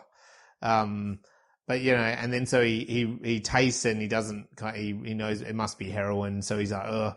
And then this is it's interesting because then the film takes a bit of a darker turn here because then he kind of goes on this. I was really unsure what then he is doing, but then he follows the drug dealer. But I think back to where Mrs. Carter, he knew that was there, and he then follows him down this street where he then disappears into a building. He sits there waiting. This is where we get that naive cop talking about, oh, it's my first day in Harlem. Is it really that bad? Aren't we all the same? Can't we just talk? Can't we just all get along? It's real naivety of, well, you're not kind of understanding what happens normally with police brutality or anything like that. But and he's just sitting there really uncomfortable about it all because we know he's uncomfortable with police, because the men in black are police. He also can't talk. No, and he can't talk. But of course, the cop doesn't know that. So the cop thinks he's just getting stonewalled and looks a bit confused. And he kind of just gets up and walks away. And he goes over closer to the building, and this is where we get the great eyeball shot. Pull out the eyeball. Puts in a pot plant of all things. Dig it out of his eye. As you said, it was interesting because it took took a minute, and you're like, what's he about to do? Is this Predator? Is he about to like undo his skull, or what's going to happen here? That would be kind of good, but he pucks it out and he puts it in a pot plant and sort of focuses it. And like a little sort of weird one-eye Muppet thing it does, it zooms around and kind of, pusses and bubbles. It was great. Pulsates, all those sorts of things. And this is such a good prop. And I mean, again, goes back to that debate about digital versus non-digital. Like, this is a real prop, and it probably costs, you talk about a $350,000 budget, you probably spent a little bit on this, because it would have been real, handcrafted for this. Handcrafted, and it was animated. It was animated, without the digital effects. So, but I loved it. My inner child was giggling at this stuff. And it's interesting because he kind of like goes away and then he comes back the next day and whoop, pops it back into his eye. Again, taking a long time. Long time, yeah. And then there's this great, he sits down and he covers his eye and he's watching it like a screen, and it's a rewind, fast forwarded, time lapsed, bits in frames, but you see the drug dealer come out of the house and talk and smiling in their fashion. I was thinking, you see, that's the even stranger thing. You'd be like, that's really high-end fashion. But this was 1984.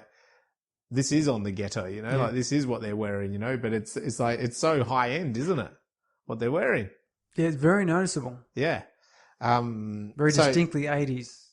He learns that this guy goes off in a car, so then he kind of hops in a car, again, uses his glowing hands, goes out to this, it's like somewhere overlooking New York City, sees that another part of the deal is, he's watching the dealer now talk to another dealer, and then he follows that dealer, and that dealer then goes out to the suburbs, really big homes, wealthy area, affluent area, and he watches from a distance and sees this dealer talk to this kind of middle-aged white guy in a suit.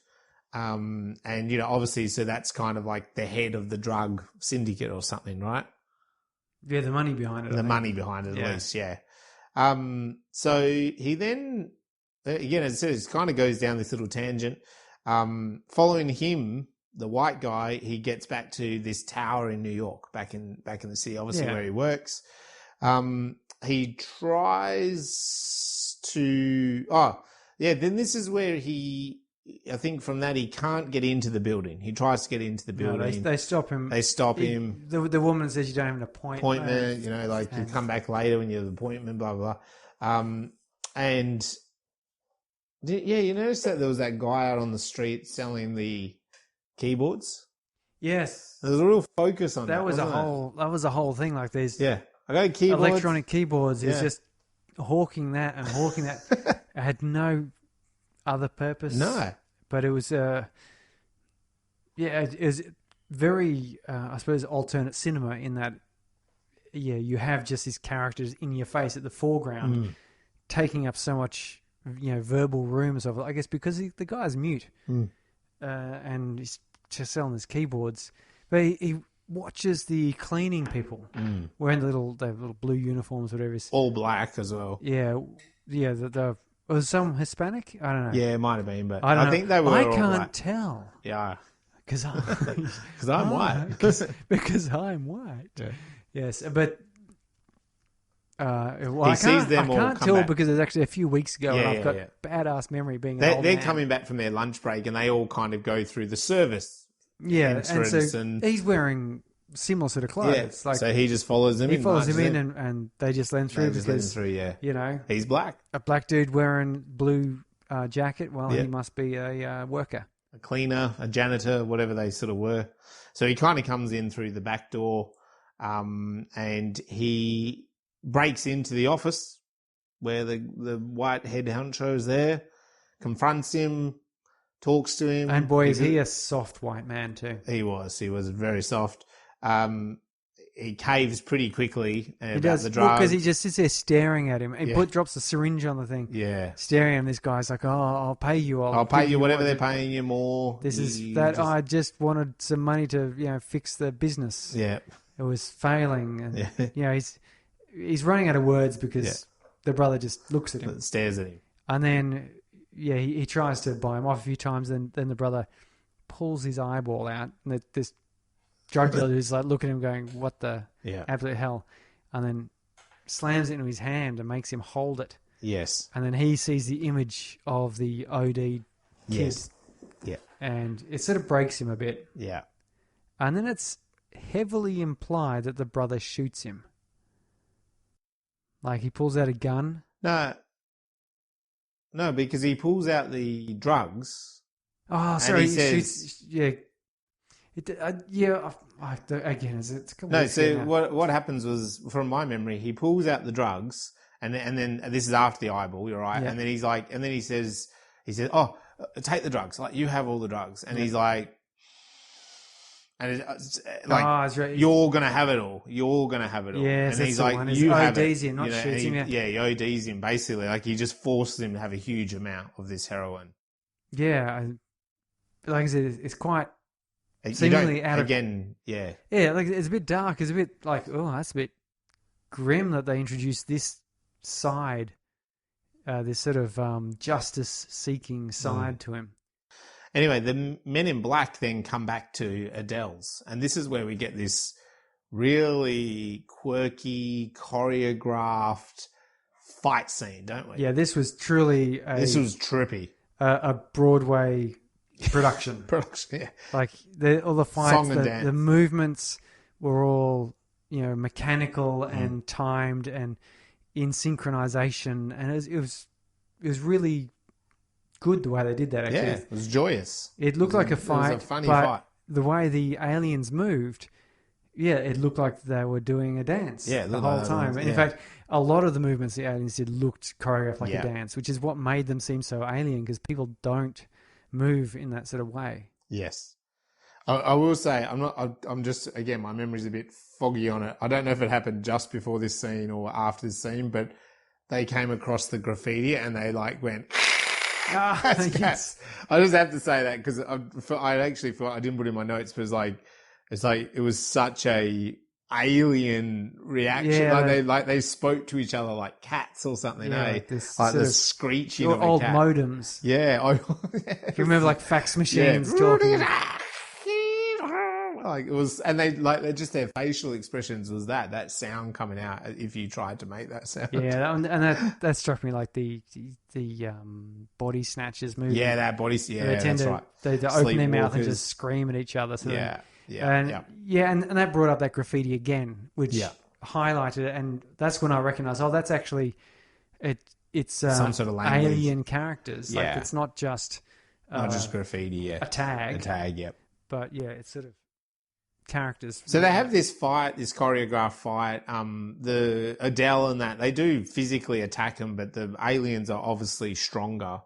And the brother enters, doesn't he, as the fight's going? Yeah. And then so they kind of dissipate and then chase him. And he's running. And again, this is where they run so weird, don't they? They run in like unison, the Men in Black guys. Yeah, it reminded me of that video clip. There's a beat of oh my goodness me, what was this video clip? It was actually by the Fine Young Cannibals as well, that we spoke about previously. Week, yeah, it was. I cannot remember, but the video clip has like people in these sort of puffy suits of brilliant colours doing these movements forward and back and sort of making a couple running motions forwards and then bouncing on a trampoline, and it had this very same. Oh, geez, I wish I could remember what the song was. It's much more newer. They had that OK Go out of like Texas or something, and the four of them are on the treadmills, and it's all in pace to the song, and they sort of do these actions. That's a little bit like that. Like that too, yeah. But they run, like the brother was kind of running, for his life, trying to save himself up against buildings. They were approaching that, but they're like running in this weird beat, and the music's in the beat to them running, chasing him, hunting him down, aren't they?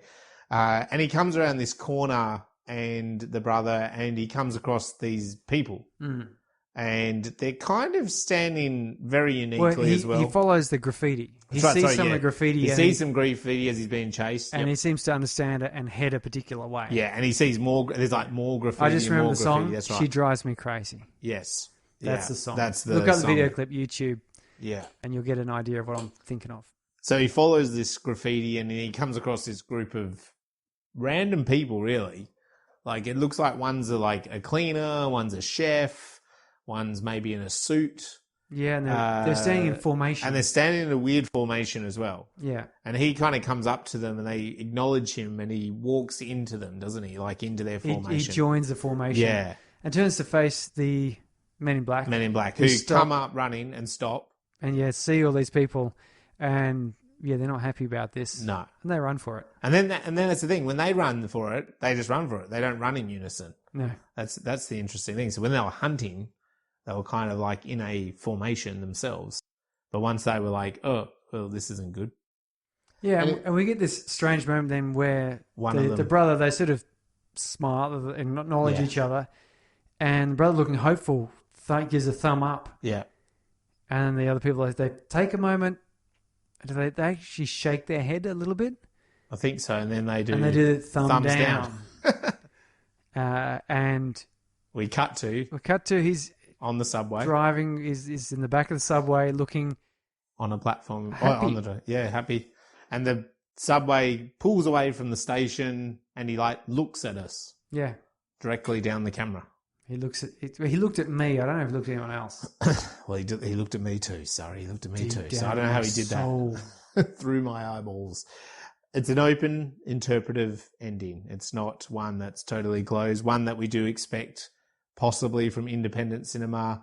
We also see it kind of out of Europe, that quite often they do have these open-ended films, that they are open to interpretation. This style of film reminded me most of a European style. I've seen a few. My father quite likes watching some of these Italian and French films, which are more similar to this. Like they tend to just be sort of stories without, they've got ups and downs and ins and outs, and they kind of characters that may come in and out. They end, but they don't end in a final hurrah. They just kind of end.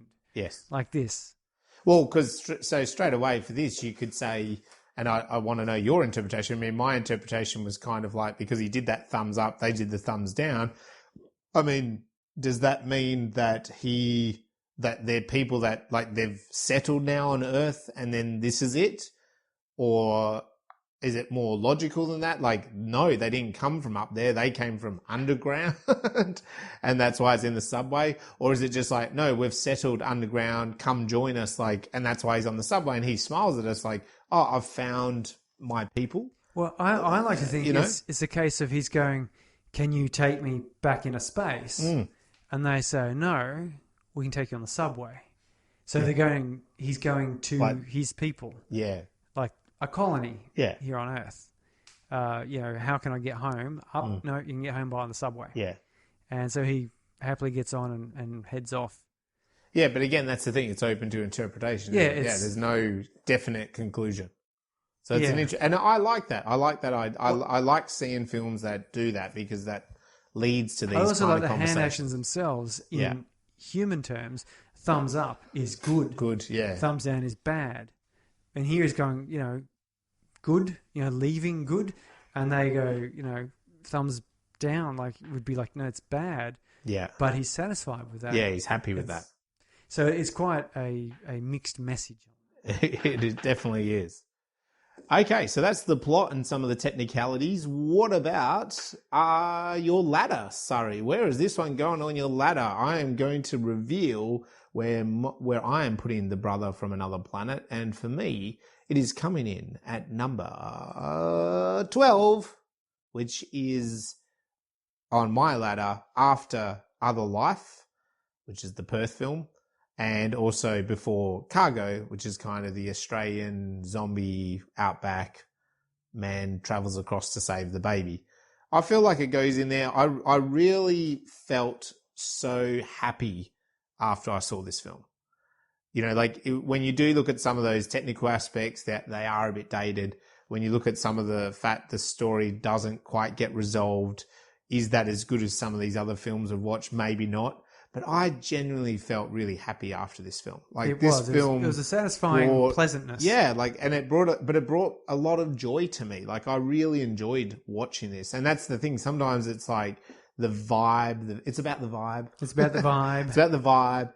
You know, the vibe of the Constitution. It's the vibe of the film. Like I felt that the filmmaker here. There's a lot of love in this film, and it's kind of pouring out. And to me, it's very nostalgic of 80s films, and yeah, I loved it. I really enjoyed it. Love the dialogue, the writing of all of those stories and dialogue. I'd love to talk to John Sayles and ask him how he came up with all of that. Each of those people listing out their lives, was that an improv thing? Did he have other people write these things? Like, there's no other writing credits. No.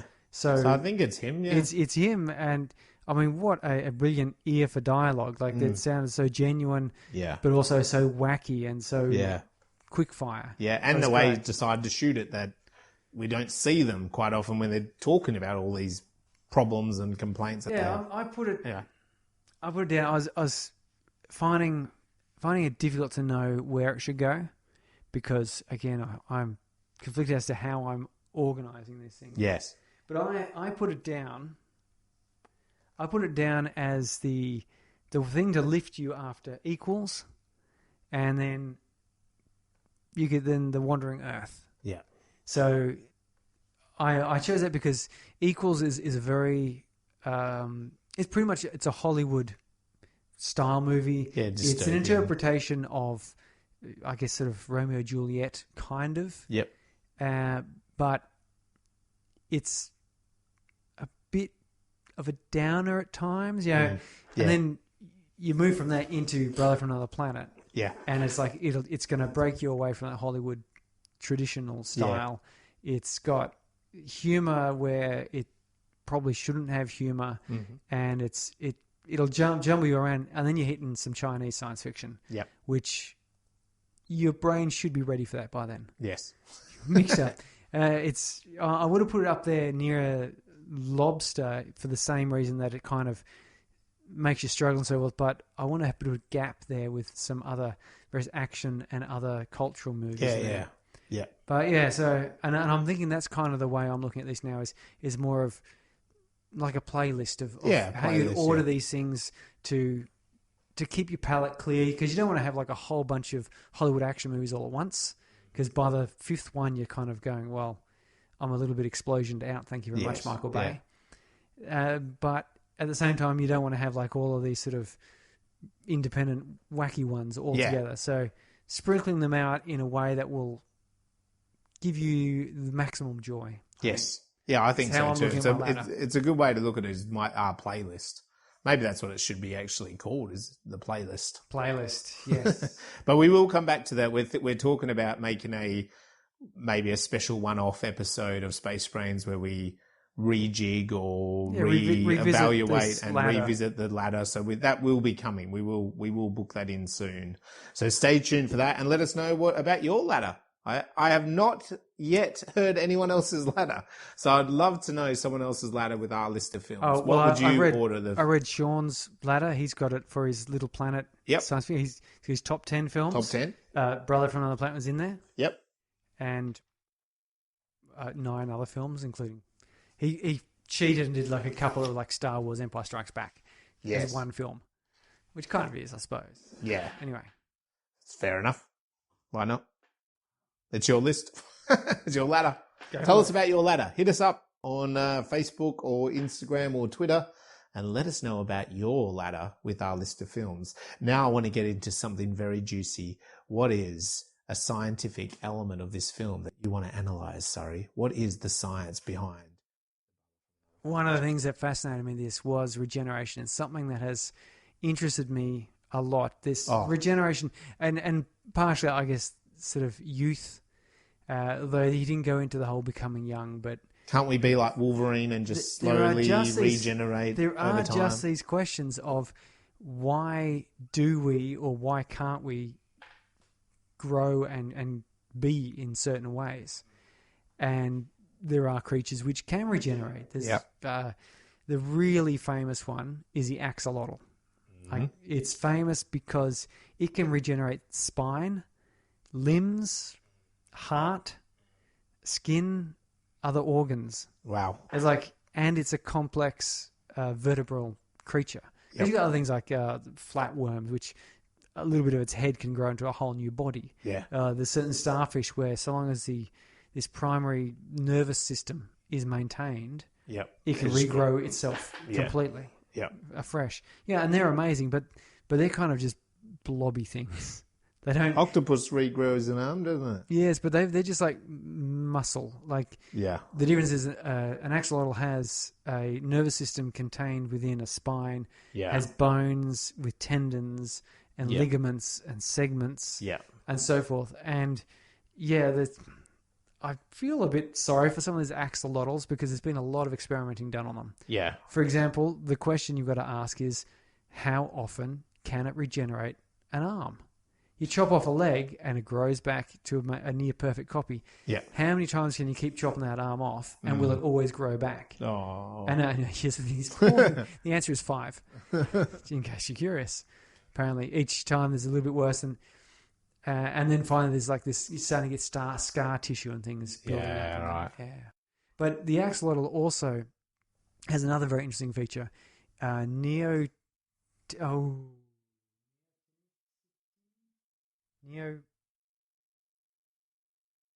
a weird word. Yeah. What it means is they keep many of their youthful features. Right. So they retain their lungs. So you imagine a frog is in a tadpole state.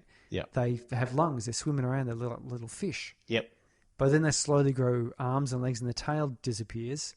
And then they have lungs and they're hopping around outside the water. Yep. They're entirely different from their fetal, neonatal stage. Yes. Humans are a little bit in between. We retain a fair number of our youthful features, which is why we look like our childhood photos. Yes. There's usually eyes, nose, sort of features that you go looks like that, whereas you compare that with other primates, they don't tend to keep much of their childhood features. Yeah. They lose them.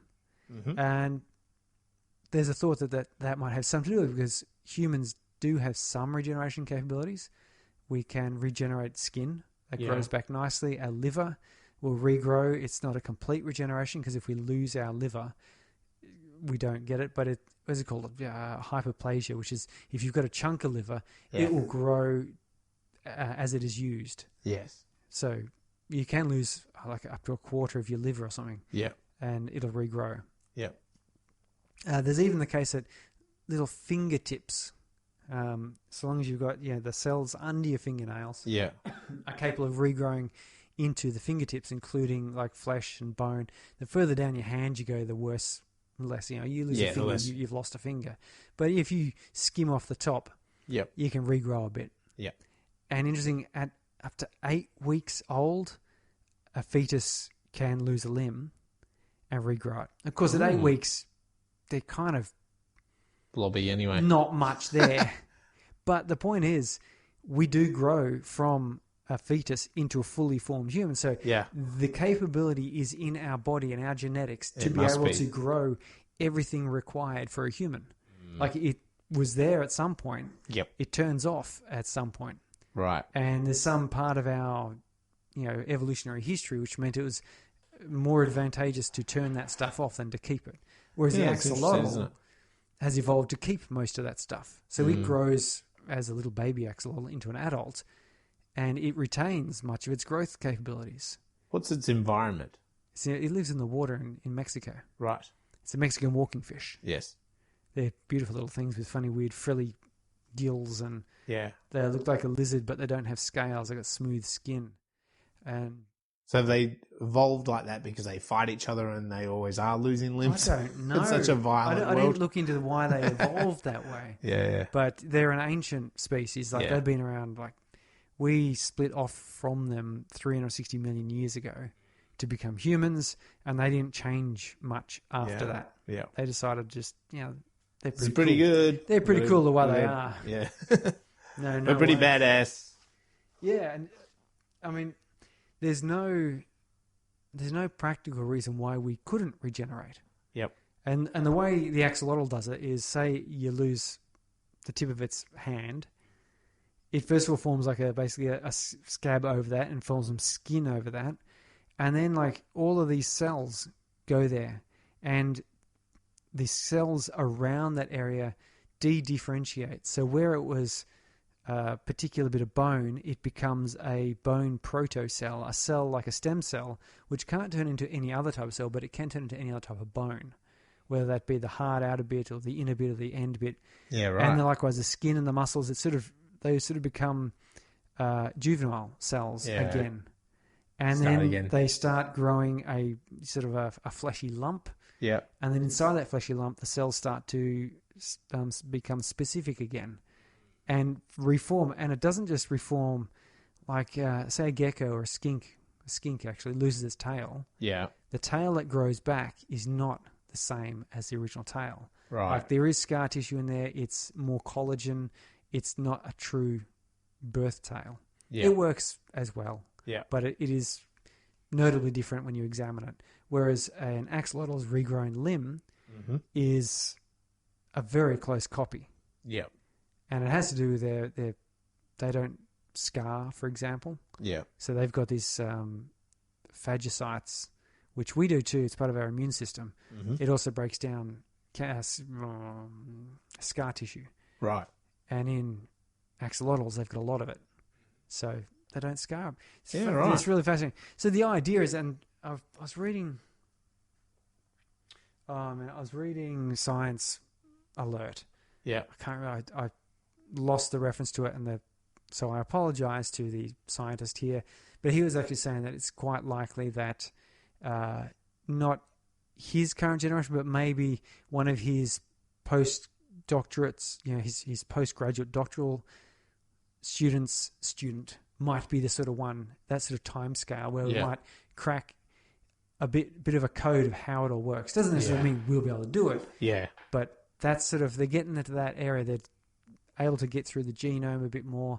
And there is, of course, a talk of the idea, well, we can influence stem cells at the moment. We're just at the very beginning of the understanding of how normal cells can turn into stem cells and how we can then control them.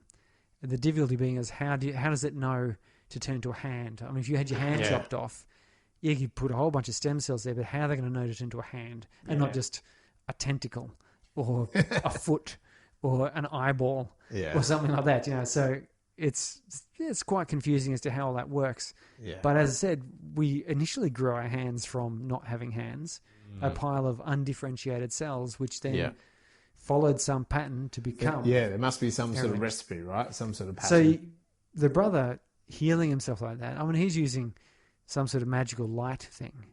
Maybe it's not. Maybe they're nanotechnology. Maybe he's got little robots in him that at all times operate and trigger stuff. But you could well imagine at some point in the future some limited level of being able to regenerate humans. Definitely, yeah. And wouldn't that be amazing? You lose your leg. Could you imagine if it was a case where you break your leg and it was actually easier to just grow a new one? Yeah. Like they just chop it off. Yeah. Oh, that'd be a great scene in a movie, wouldn't it? Like a fish out of water. So someone from present day witnesses like someone sprains their ankle. And they just sort of put like a little ring around there. They're going to just doop, and chops off the leg, and the person's like, "What have you done?" I sprained my ankle. You just chopped your leg off. Yeah. And then press the next button, and then he's, and over the next sort of 4 to 6 hours, they grow a whole new foot. There we go. And then they're off playing tennis the next day. Whereas normally, trust me, I had sprained ankles. You're not playing tennis the next day. You got to go up for it a few more days after that. Definitely. Yeah, that would be fascinating. More fascinating if you could chop someone's head off and regrow it. I could really imagine, but like, a modern day medicine where it's like, you have at the hospital and you have damage. You're constructing a kitchen or something. You've cut off your hand, and you rush into emergency, and it's just like, oh, that's okay. They do something to it. Maybe put in some sort of vat thing to seal the end, so you're not losing nerve damage and stuff. But then it's like. And then in that vat, they could put this recipe, you know what I mean? Yeah. With what is it, like protein and nutrients and And then just from there, the nerves start growing. Like it's instructed. 3D print your hand. Yeah, like 3D. And then just sort of like, you got this bag around your wrist, and then like, right in this day age, maybe it takes a bit. And then what happens is it's like, maybe it's not quite, you get the bone structure or the muscles, but then you've got to kind of put like with burn victims, you've got to put like lotion. It's got to put lotion on its skin. Yeah, you must put lotion on its skin. For a period. But that lotion is like regenerative then skin. You know what I mean? So it's it could be greasy solar atoms. yeah, that's right. And it's just like, so kind of, because again, like with a lot of these developments, we're seeing in any scientific area, I remember learning this when I was maybe like 20 or something, and it's really disappointing, isn't it? Because it's like what happened with NASA. It's like, it needs money. Everything needs money.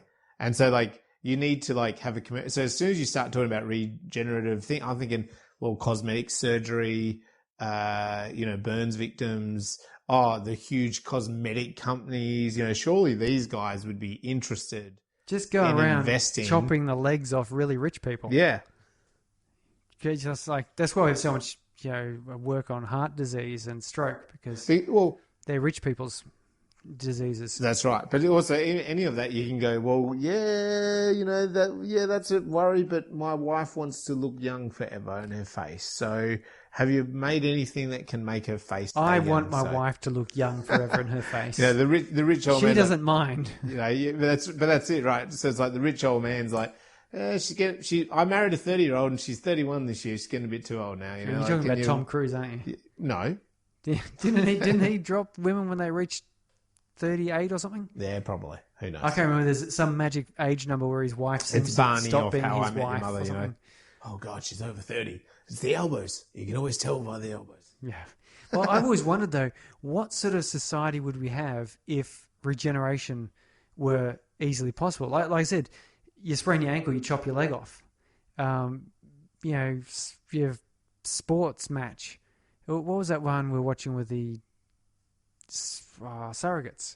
Yeah, where they had the poster, the footy poster, where the guy was literally holding a decapitated head. Yeah. Because, of course, there are surrogates; they're not really people. Yeah, you can rip a head off. And so, if you've got the capacity that almost any injury you can just be recovered from, Medicare. Well, you don't want the Medicare body. That comes back as a 50-year-old surrogate. Oh, jeez. But you are right. It's like, how violent does society get? Because even like teenage kids could be like, yeah, well, my dad used to jump off the roof and have fun. I'm going to jump off a tower. Because I can just like fix up my body, right? Yeah, it's not a problem. And I know how careless we can These are the become. what ifs. Sorry, would we need to legislate speed limits anymore? Yeah, who cares? Or is it just carry the insurance to pay for enough regenerations? And if you slide off and hit a busload of people, that's okay. Yeah. Insurance covers that. It's exactly what you said on a different matter of like, if you could just create anything out of matter, which may be from like eating the pear, the Star Trek thing. Like, if you can just create anything out of thin air, well, then there's no currency on it, is there? Yeah, but oddly enough, I have a feeling that we'd somehow still manage to screw people over. Yeah. Well, that's what I meant. Like, when you were talking, I'm just thinking about the giant cosmetic companies, plastic surgery. I mean, that's where the money's in. For sure. Eventually it'll trickle. Eventually it trickles into the other things, but yeah. And as you said, like in surrogates, how there's the cheap bodies, there's the cheap version, isn't there? Cheap regenerations where you come back. I got 6 fingers. Yeah. We didn't promise 5. Or it's just numb. It's like it's just floppy. Never works. But you got your hand back. It's healthy. It looks like a hand, but it just doesn't. You just can't use it. That's right. Yeah, the nerves never really grew back. I did one of those, I went to Thailand and did the surgery holiday, Yeah. And you say, it's still cheap surgery in Thailand is still cheap surgery. Yeah, that's right. Oh, okay. In fact, it may be worse because it's cheaper. Yeah. Yeah. You still got to pay top dollar in Thailand to get the good stuff. Yeah. Okay. Oh, that's really interesting. All right. Well, that brings us to the end. So let us know what you thought about The Brother from Another Planet and what you thought about what we've talked about tonight from The Brother from Another Planet. I was so grateful that Sean decided to pick this movie because, as I said, I'd never seen it, hadn't heard of it, and it was an educational experience. It was an enlightenment experience. For me, it was took me back to my childhood. It felt like the 80s. The way the music and sound was used, the odd angles on feet. Like we say that, but it was highlighted a number of times. Like when everyone was wearing shoes, you couldn't tell the brother from another planet from a brother from this planet. Yes, correct. And in fact, when the cop was chasing, you could see they had different shoes on, but you couldn't tell anything more about the people. No. And the music incorporated in all of the scenes. Yeah. And the alien way things work. I'm so glad I've seen this movie. Yeah. And to be honest, it spins me out with Men in Black, and I never looked into it at all. Then did the Men in Black extraterrestrial writers homage this, or do they take just inspiration from this? But there is a big similarity to those suited aliens to the Men in Black. It's a different version. Not saying it's the same at all, but there's a different version, but it feels similar. This idea of alien bounty hunters. Yeah, but Will men in Smith suits. makes it look good. Will Smith makes it look cool, yeah. So anyway, hit us up on Instagram, Facebook. Basically, we're Space Brains, as you keep talking about, and I spoke about earlier. We have the domains. More is coming soon, so you'll be able to find us if you just Google us. And please do let us know what you thought about The Brother from Another Planet. If you have not seen it, get a copy, get on YouTube somewhere, find it, watch it. You'll have fun. And our next episode, Surrey, is also from this little film festival. Our next episode, or is it our next episode? It is our next episode. Isn't next episode 50? No. Only 49. 49. Oh, jeez, my fuzzy brain. Yeah, this was 48 tonight. It is District 9. We're holding you at a arm's length there, aren't we, from your ear? The next episode is District 9. So South African sci-fi. When this film came out and I saw it at the time, it just blew my socks off. It was all about the prawn. It was the bloody prawn, man. It's such an epic science fiction film. It really took on so much and it delivers. So go check it out before you come back to Space Brains and listen to what we thought about District 9. I will see you on the flip side. Yeah, bye. Bye.